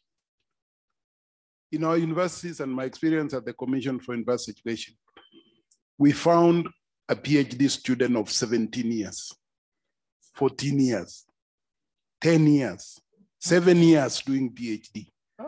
research 5 years.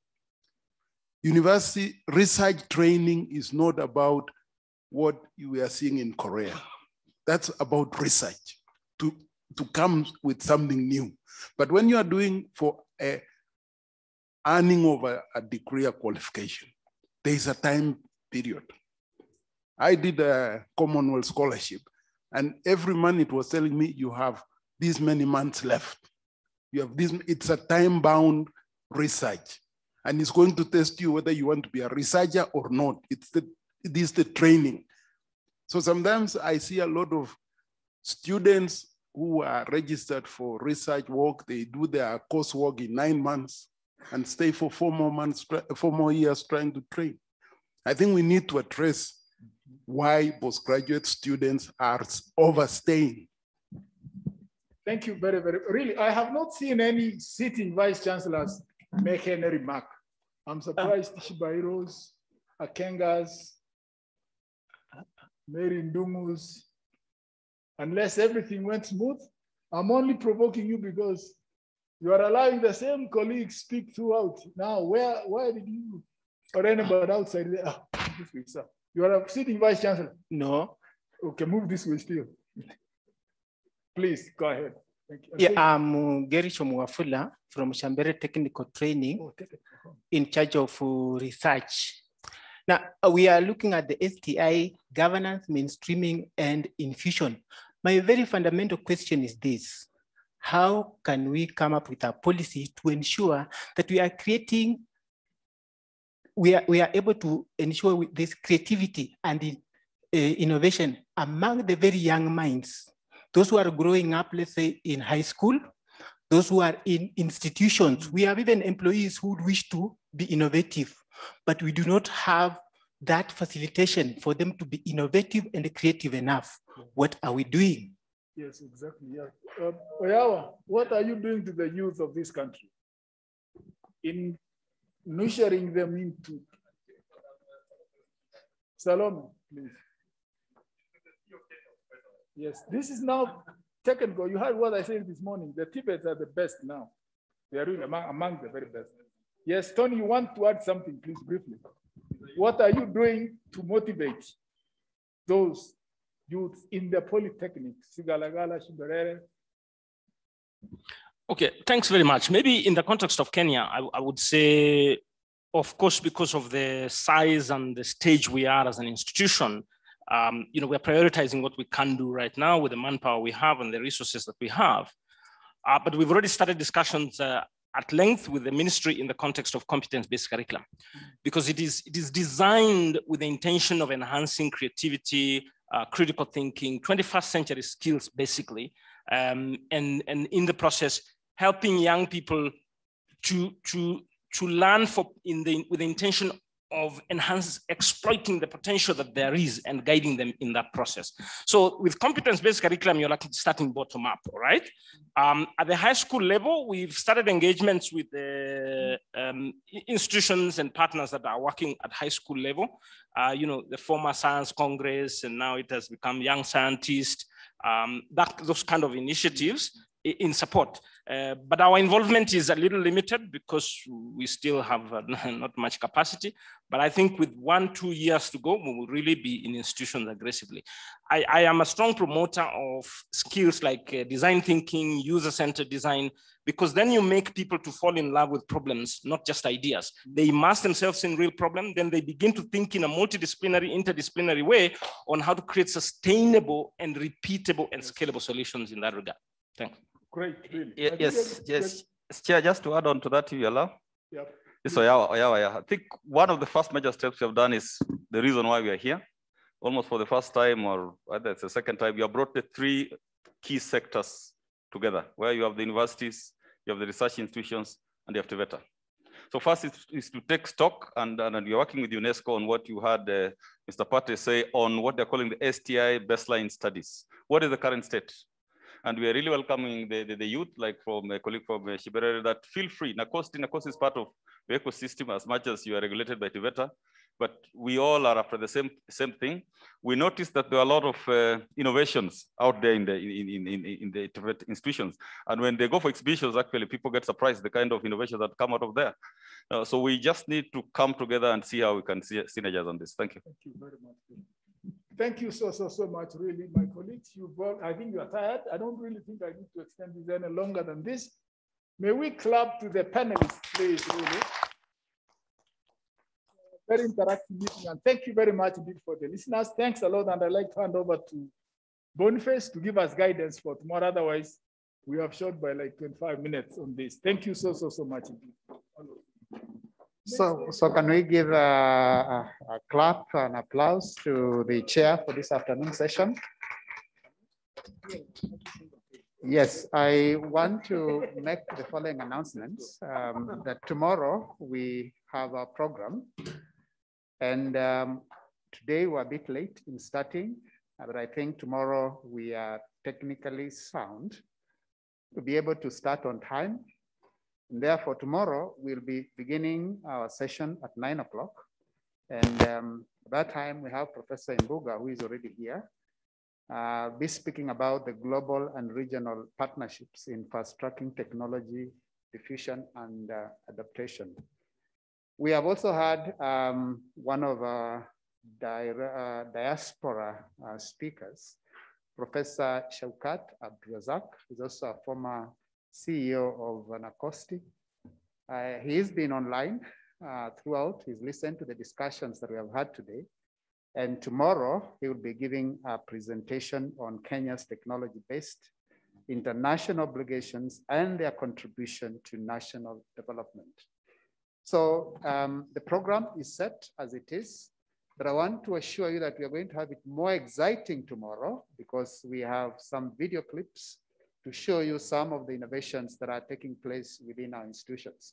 So we'll not have a continuous sessions of presentation, but with that we shall have interludes in between to show you some of those innovations that we are talking about.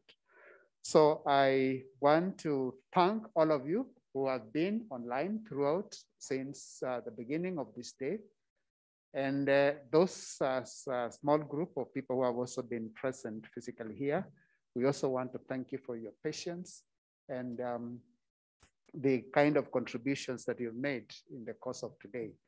I want to conclude by saying there will be more interactive sessions beginning tomorrow up to the last day on Friday.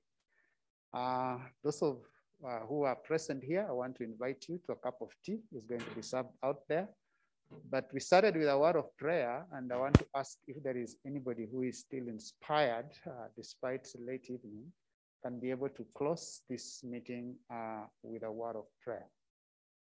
Anybody who is inspired to, yes, there is a gentleman there. Please give him a mic.